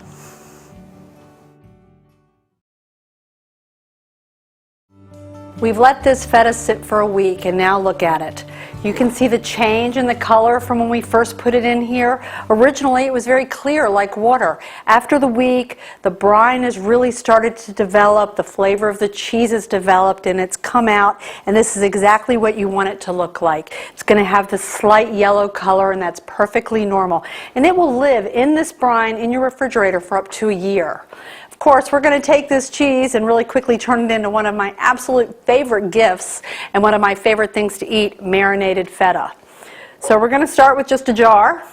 We have some Italian herbs, oregano, garlic, rosemary, a variety of peppercorns, some red pepper flakes, some bay leaves, wonderful Kalamata olives, some green olives, and a combination of olive oil and canola oil. And the reason why we do this combination is that olive oil by itself, which of course is wonderful and what we really want to eat, the olive oil will coagulate and look really unattractive in your jar. So we always do a little trick, kind of sneak in some canola oil. It's always the same recipe. It's a 1/4 cup of canola oil to 3/4 cup of olive oil, and that's going to give you this nice smooth oil that won't coagulate.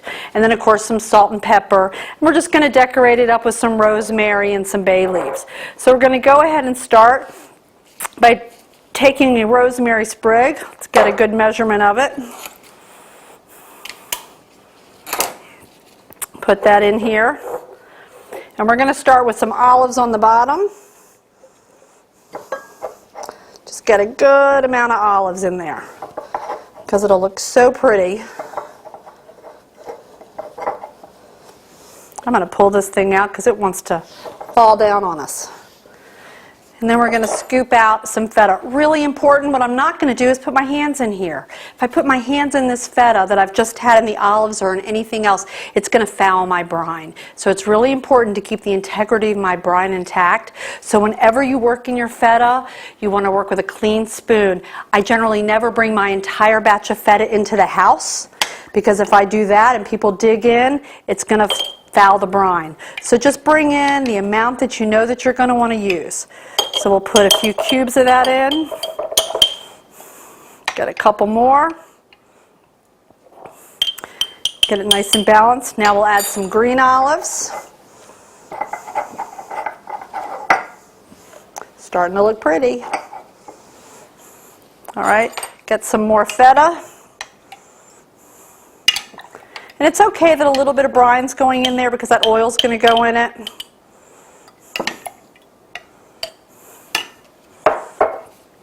Go ahead and get this rosemary down on the side, all the way down. Get a beautiful bay leaf over on this side. Just make it look nice and pretty. Then we're just going to throw in some herbs. We'll just sprinkle them in. We don't have to worry about it. They're going to move around all on their own. When we add the oil, put some peppercorns. If you like a little heat, put a little red pepper flakes. Put some good old-fashioned black pepper always, and just a teeny bit of salt. We don't need a lot of salt because we've got this brine going on over here. And now we're going to pour in our mixture of canola oil and olive oil. Again, it was a 1/4 cup canola, 3/4 cup olive. Just pour that on top of it. Take a top. There we go. Beautiful. Beautiful presentation, beautiful gift, and of course delicious to eat. Then of course if you just want to throw out something simple, so we can see how these have really firmed up during the week. We've got beautiful crumbled feta with a few olives, a little bit of herbs, drizzle of olive oil. I'm pretty sure that's my snack. Absolutely delicious. Mozzarella. It's time to make one of my all-time favorite cheeses and my kids' favorite cheeses and my parents' favorite cheeses. This is a cheese we use on our pizza with our caprese salad, just to grab out of the refrigerator. String cheese, we can make pinwheels with it. It's just an amazing cheese, and we can make it in 45 minutes. It can go from milk to cheese and be ready to eat, go on your pizza, in your salad in 45 minutes. There's absolutely no reason to buy this cheese. We're going to start with a gallon of milk. I'm using a gallon of cow's milk. I find that goat's milk just really doesn't taste wonderful as mozzarella. It's really, this particular one, we're kind of beating up the milk, we're heating it up pretty high, and it really doesn't lend itself to be used in goat's milk. So I suggest that we just stick with cow's milk if possible. Of course, if you have lactose intolerant problems and you have to use goat's milk, the recipe will remain exactly the same. This is not one where you have to worry about temperature. We have 4 ingredients, and the thing with this cheese is that it's what we call an unforgiving cheese.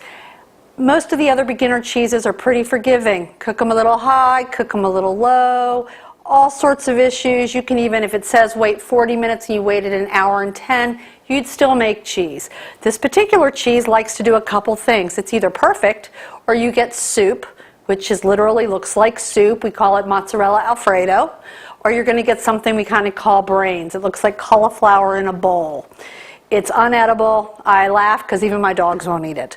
You'll know if that's happened. It's really clear because it just simply will not stretch. It won't move forward, and it just comes out looking like a big pile of cauliflower inside the bowl.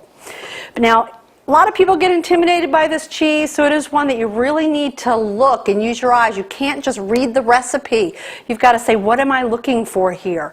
It's really a logical system. There's only 4 ingredients in here. You've got your milk and 4 ingredients. We have our citric acid is our first ingredient, which is going to drop us into the correct pH zone where we need to go in order to stretch. We've got our lipase, if you want to put it in there. That's going to give you all that really wonderful flavor. All of your better mozzarellas have them. You can always omit it if you are a vegetarian, and it's going to be just like a pretty everyday grocery store mozzarella. Then of course we've got our calcium chloride. We have to use that because we're using store-bought milk. We're going to use quite a bit of it though because we're making this really fast. So we're going to kind of overload this with it, shove it all in there so that we have a good base of calcium for that rennet, because that rennet gets in there and it needs to find the calcium in order to work. So then we're going to have our rennet, and that's it. We've got these 4 ingredients that go in there. The first 2 go into cold milk. So it's really pretty simple. We start with our cold milk, and we're going to add 2 teaspoonfuls of citric acid. And they go in, just like salt or sugar, so it's super easy. Again, this particular cheese is especially temperamental, so you really want to remember that this is more like science than cooking. We want to be pretty level with our teaspoons. We want to pay attention to it. We don't want to overdo it. So we've got 2 level teaspoons going in. I'm going to turn that upside down because this is one I can't risk having any extras of anything in there. And doing my up and down motion. I always turn those spoons upside down after I introduce any ingredient into my cheese making, just to make sure I don't double put something in or forget something. Quick up and down motion. Don't want to overstir this. We're trying to get a creamy, smooth, velvety cheese, so we want to be really gentle. Again, we've got cold milk. Then I'm going to put in the lipase.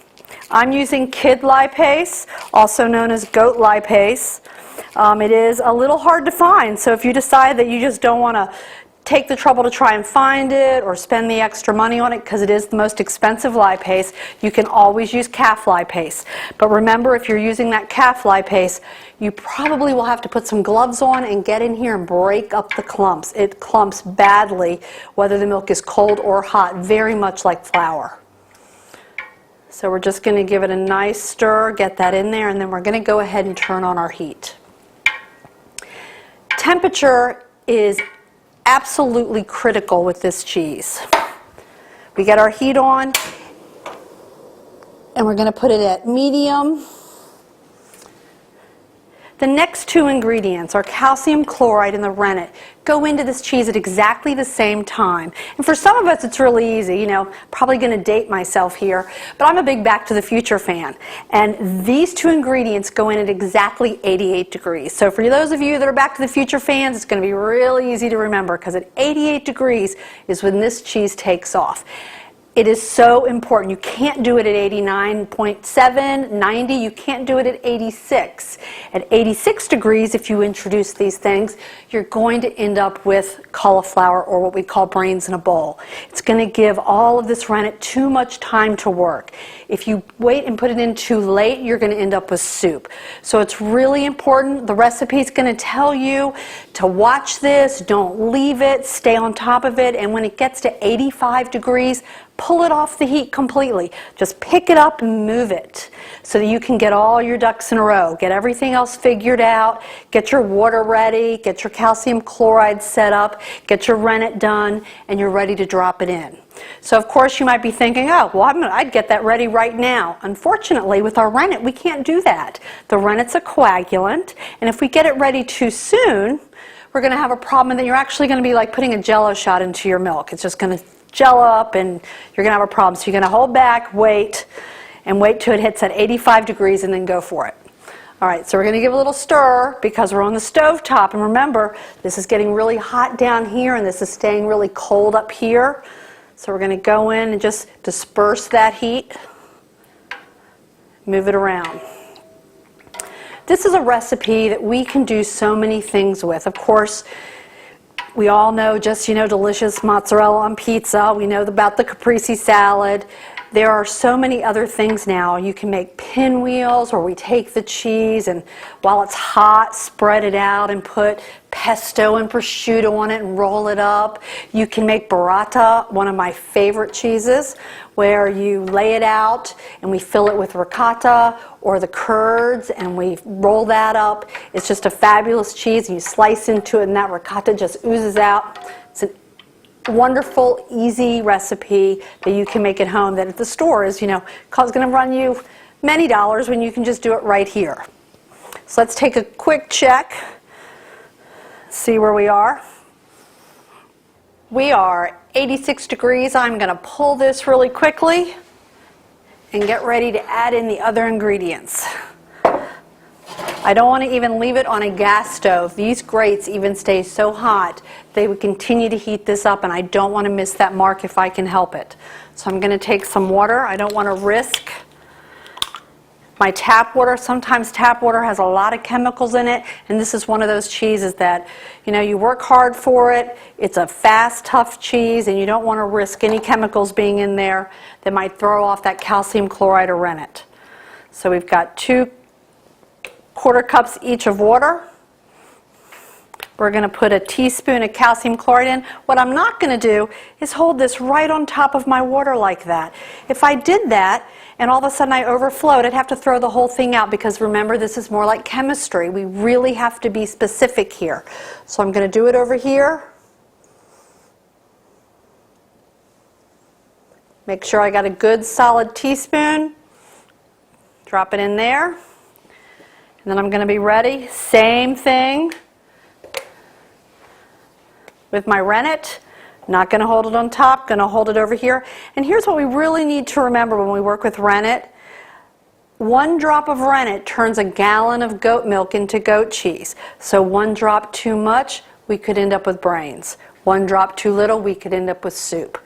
Too much rennet equals a rubber ball. Too little rennet equals soup. All right, so it's really important that we're very accurate with that. All right, so we're ready to go. We're going to throw this calcium chloride in here. Stir that in really quickly.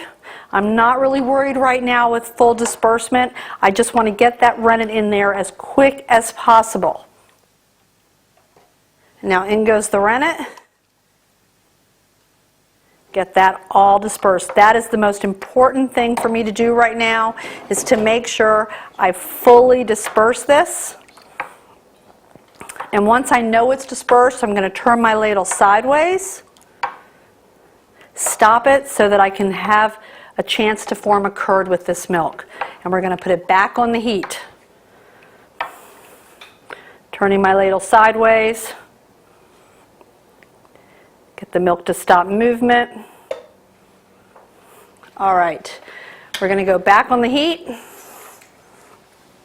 It's getting heavy.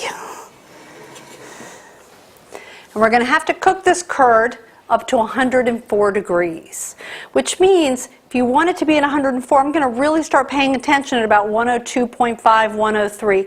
A good rule with all of your cooking is that you always want to give yourself that 2 degrees because it's going to continue to go up. If I waited until my thermometer said 104, this cheese is probably 106. And with cheese making, the hotter the curd, the firmer the curd gets. And I really want to have a nice, soft, smooth mozzarella. So we're going to give it a second, take a temperature. If we're not quite 88 or we're just a little below it, we're going to go ahead and turn on our heat. We're at 87, so get my heat on. I can live with 87. I'd rather have it be 87 than 90. And we've got the heat back on. What we're looking for now is to have just a big pillow of curds. We don't want little grainy curds. We don't want our curds to look like rice ever. And sometimes that's just going to happen with this cheese. And if it does, it's usually because you're either a little heavy-handed with your rennet, you were a little heavy-handed with your citric acid, or you stirred too much.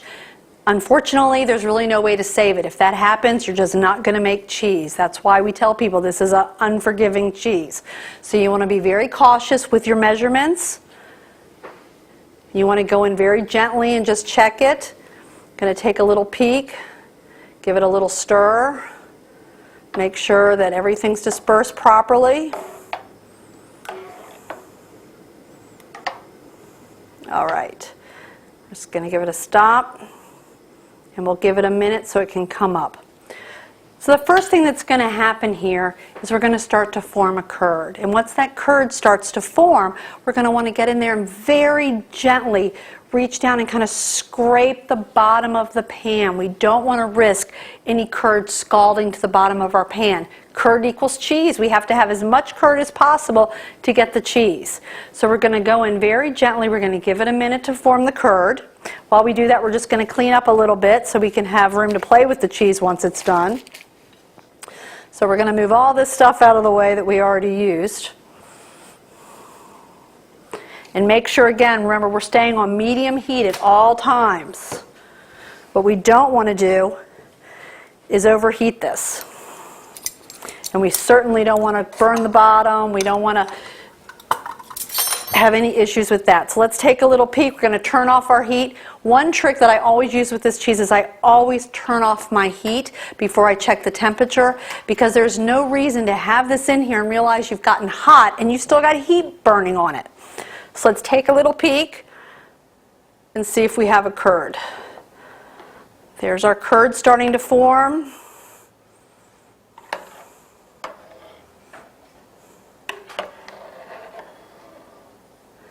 Getting a nice curd set.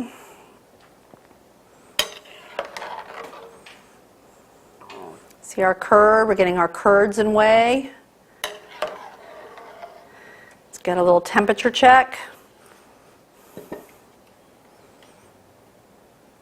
We're at 97, going to turn our heat back on. And remember, when you take the temperature of your curds, your whey is going to be hotter. So it's really important that you don't just stick it in your whey. You've got to get it into the curd itself. Make sure our fire's on. Perfect. We're going to go kind of just scrape along the bottom, get those curds up.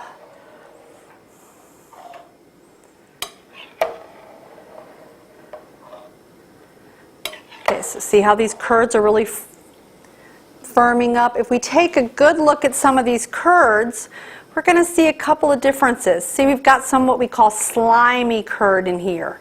We've got these curds that look kind of like cottage cheese. It's exactly what we're looking for. If you see too much of this slimy curd, that slimy curd's going to turn back to soup.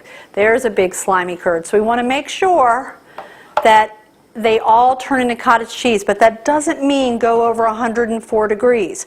We're still going to stop at 104, and it might take 2 minutes or 5 minutes to gently move it around in the heat just to make sure all the curd gets that solid temperature reading. All right, we are 104.7, so we're going to stop it and just take a peek and look for those slimy curds and make sure we don't have too many.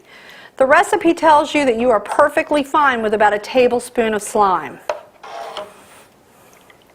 This curd looks great. So we're going to go ahead and scoop it out and get ready to head to the microwave with it. There are a couple things you could do with this curd though first before you do that.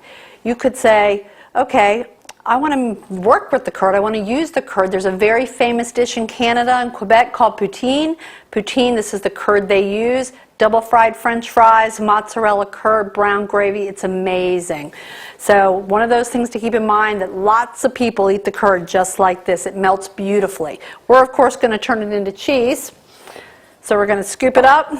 Going to grab our curd catcher, a microwave safe bowl, and scoop up our curd. I choose to use the microwave to heat this up because it's fast and easy and doesn't cause me a lot of mess or problem.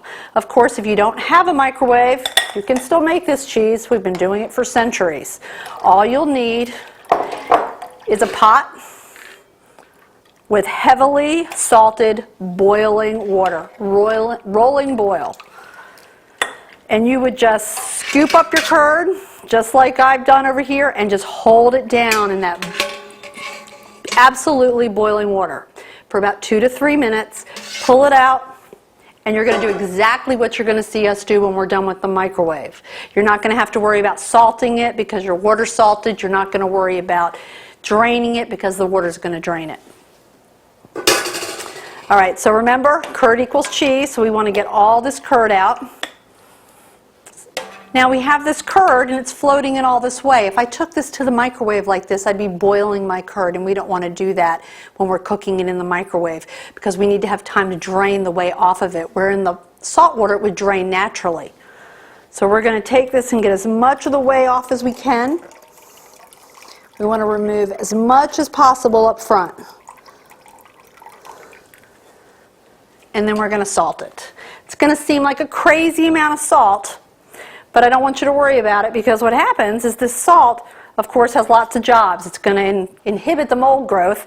It's going to help remove the whey from the cheese, but most of it's going to come off in the whey, as you'll see in a minute. So we're going to head to the microwave, and I'm going to take a minute first just to kind of clean up our area so that we can come back and stretch this cheese. Off to the microwave. We're going to put it in the microwave for 1 minute. It doesn't matter what kind of microwave you have. If you have a microwave that is, a little tabletop one that you picked up for $30 or $40, still do it for 1 minute. Or if you have a $4,000 high-end microwave, it's 1 minute. All we're trying to do right now is heat up the curd to remove the whey. We're going to go in for 3 times, maybe 4, maybe 5, sometimes only 2. That's what type of microwave starts to make the difference. Those smaller microwaves that just sit on the table, they are really fast at making cheese. It's really their only job. They just get in there and do it. So if you've got a little tabletop one, you might only have to go in 2 times, 2.5. I'm going to show you what to look for because that's what's most important here is what am I looking for. We always want to remove whey, but we never want to remove milk. The minute we start stripping milk, we stop, and you'll see that very clearly in the cheese. So we've got about 5 seconds. It's going to be pretty warm at this point, so a lot of people need to use pot holders. We're going to be bringing this all the way up to 240 degrees. You can see all the whey that's come off of this. It is just completely filled with whey again, and that's what we want. We want to strip off that whey. So we're going to drain that whey right into the bowl. What I'm not going to do is use this right now because if I'm lucky and we're starting to get a little cheesy, this is going to stick to that, and I don't want that. So we're going to use the ladle. We're going to go in, just drain it off very carefully. Sometimes the cheese will try and move around you because that curd's really starting to become cheese now. Curds are very sneaky. and they always hide whey.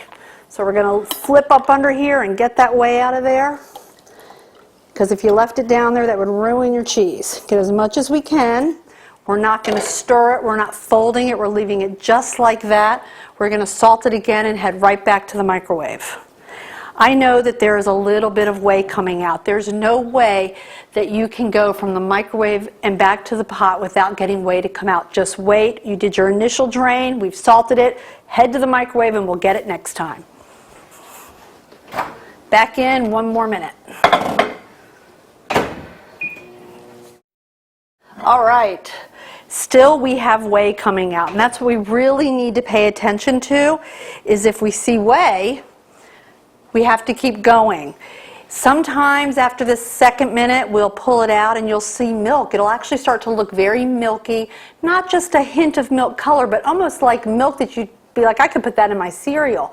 You can't let that happen. That's when you'd stop and try and fold it back into your cheese.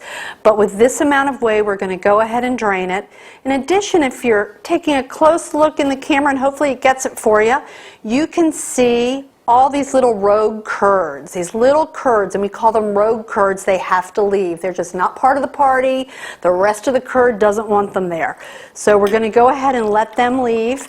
If a really big piece of curd tries to leave, then I go ahead and force it to play, because I don't want to lose like a big giant piece of curd, but those little ones are just going to come back to haunt you. They're getting too far ahead of the rest of the party. All right, so we're going to go in and take a little peek, because we've got stuff hiding under there again, and see, that would just come back and get us without a doubt. Look at all that whey that was hiding from those sneaky curds. So we're going to strip as much as we can on the 2nd time, because we really hopefully only have to go 1 more time. All right. And again, we're going to give a little bit of salt, not a lot. The salt's pretty much done its job, and now we're really heading towards the flavoring, which you can wait and do when you taste it, if you make sure you're going to definitely become cheese. All right, so back to the microwave. 1 more minute.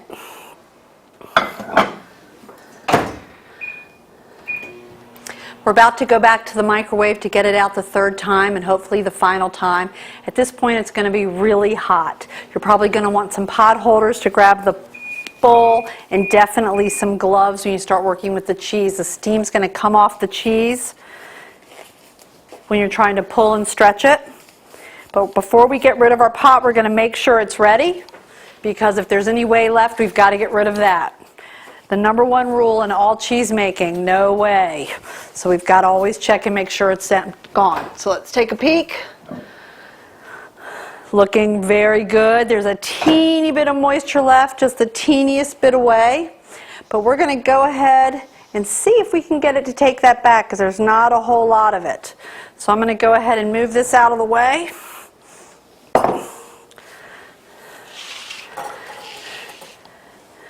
Let's take our spoon. I'm going to get rid of this stuff, because hopefully we don't need it anymore, and give us plenty of room to play with our wonderful mozzarella. All right, so first thing we're going to do is gently fold this around and see if we can get it to take back some of the moisture that's in there. And we're looking good. We're getting a little stringy, which is what we want.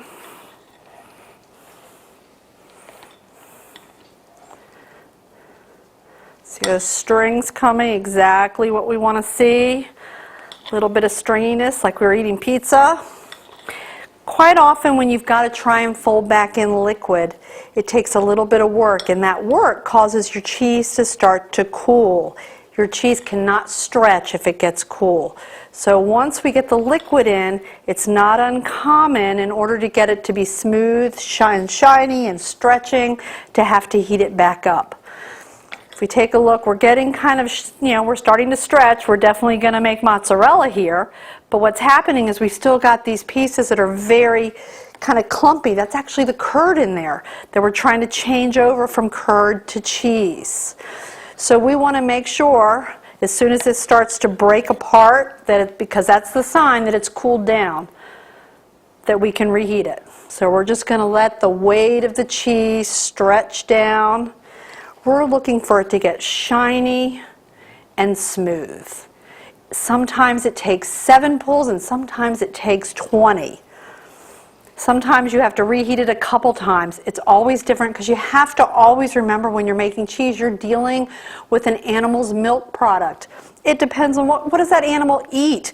What stage of lactation are they in? How long ago did they have their babies before they gave you the milk? You know, there's so many variables and every milk can be a little different. So this is starting to just look beautiful and shiny and smooth. So we're going to go ahead and take some and start pulling it with our hands. Get a good look at that and see how nice and smooth it is. So it's starting to break apart. That's what I meant when I said when it starts to break apart, where it won't, see how this piece is still stretching, stretching, stretching. Nice good stretch. And as it starts to cool and break, we've got to reheat it to work with it. It's getting a little cool. So the first thing we're going to do with this is we're going to go ahead and make a ball of cheese. We have to have some cold water to do that though. That cold water is going to make it so that as soon as the ball is formed, we can drop it in the cold water so it'll maintain the shape. If we just took this hot cheese and shaped it into a ball and put it on a platter, it would just go flat like a pancake. So we're going to scoop up some cheese that's still good and hot. And we're going to take it and see. Quite often we have to reheat it at this point to make it actually work. And we're going to stuff it inside itself. You're just pulling and stuffing it inside itself. And that's how we make our ball of cheese. And you see what it's doing here? It's kind of pulling. That's because it's getting too cool. So we're going to have to take it back to the microwave and heat it. All right, so we're going to go ahead and take this back to the microwave for about 30 seconds. Once you know you have cheese, you don't want to overcook it. One of the problems with having to reheat it every time you want to work with it is that it dries out a little bit. It's kind of like working with chocolate where every time you reheat it, it dries out. The same principle applies to your cheese. So if you know that you're going to say, oh, I'm going to make some bocconcini balls and I'm going to make a pinwheel, I'm definitely going to make some burrata, or I might just want to eat it, you know, right out of the bowl because it's amazing. You want to go ahead and do it in steps. Have like some curd here, some curd here, some curd here. Take it to the microwave separately. Don't do the whole batch at once because again it's going to cool down and you can't work with it. So we're going to heat this back up. Pop it in there. It's going to take about 30 seconds. And while we're waiting for that to heat up, we're going to get stuff ready so that we can make some bocconcini balls, make some larger balls, season them, get some salt, pepper, and olive oil, and be ready to make and eat some great mozzarella. 5 seconds, looking good. You can see it starting to bubble. You have to remember, microwaves do not heat evenly, so you can't just reach in there now and start working. You're going to have to get in there and kind of redistribute the heat a little bit. Move it around. You can use your hands if you can tolerate the heat. If not, just use a spoon. That just looks perfect. All right. So we're going to just move it around. See how my thumb's on top? I'm stuffing it inside itself. And as soon as I get it all nice and shiny, then I go to one finger, start filling the ball.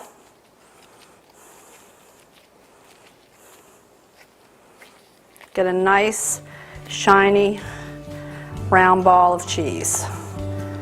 And as soon as I'm happy and it looks good, we're just going to throw it right in that cold water, just like that.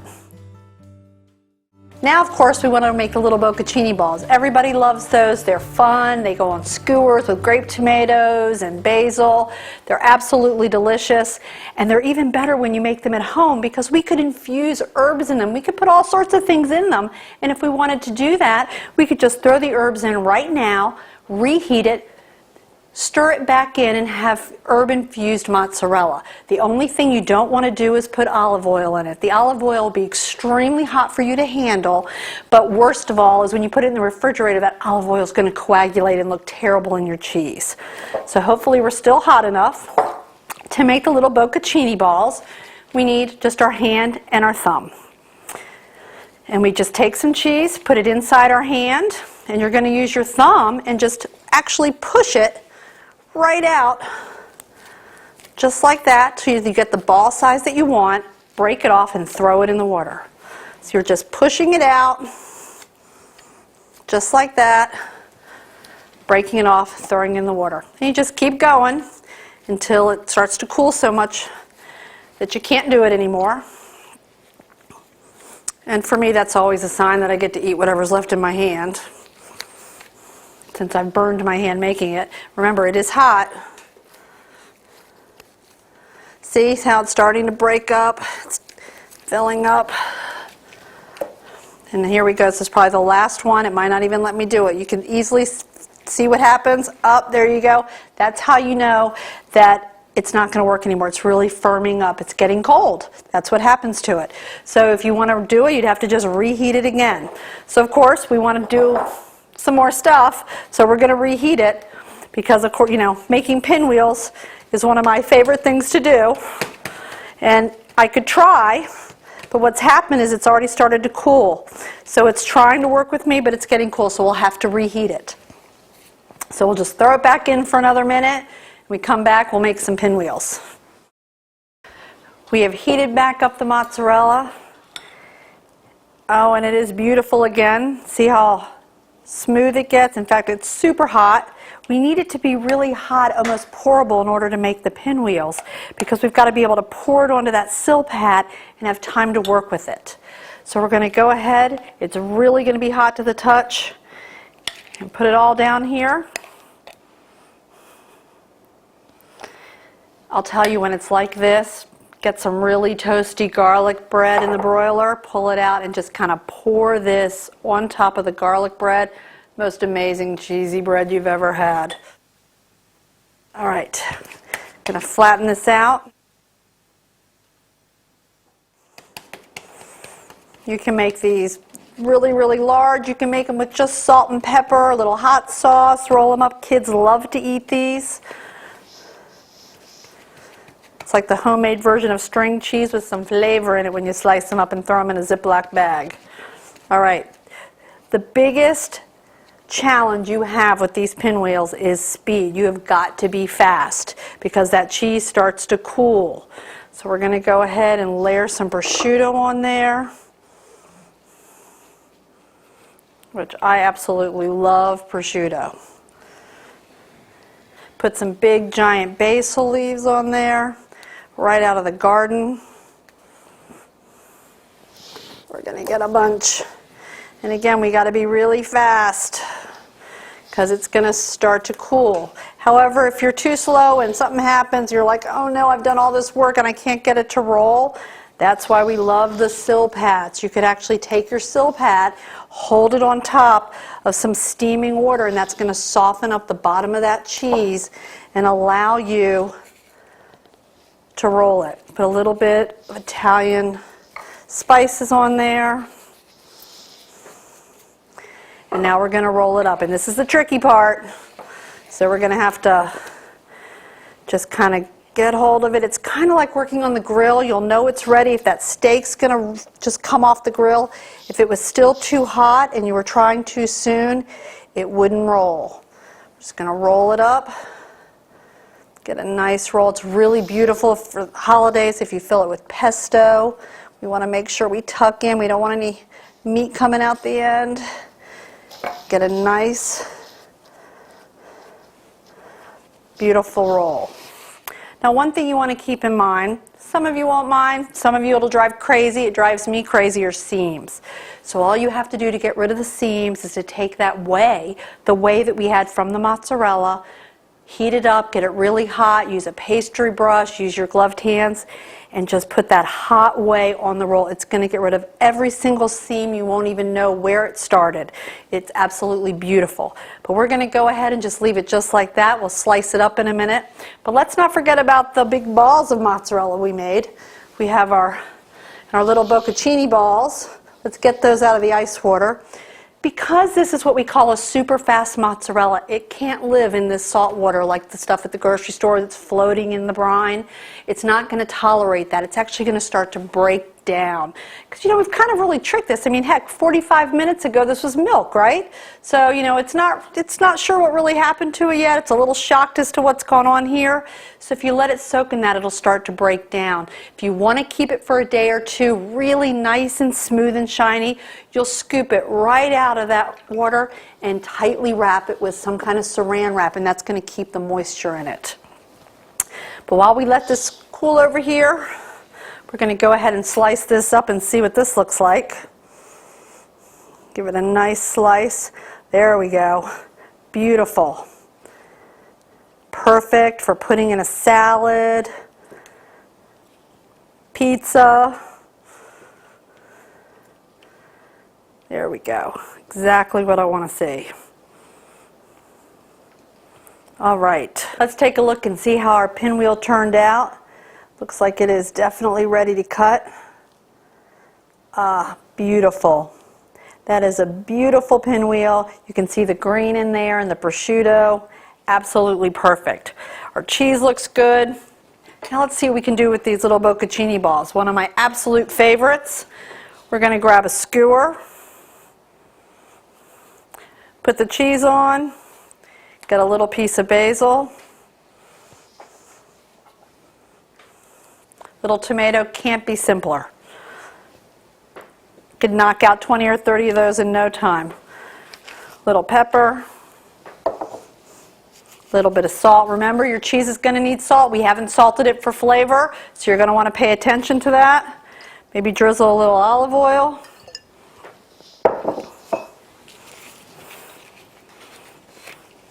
Little drizzle of balsamic.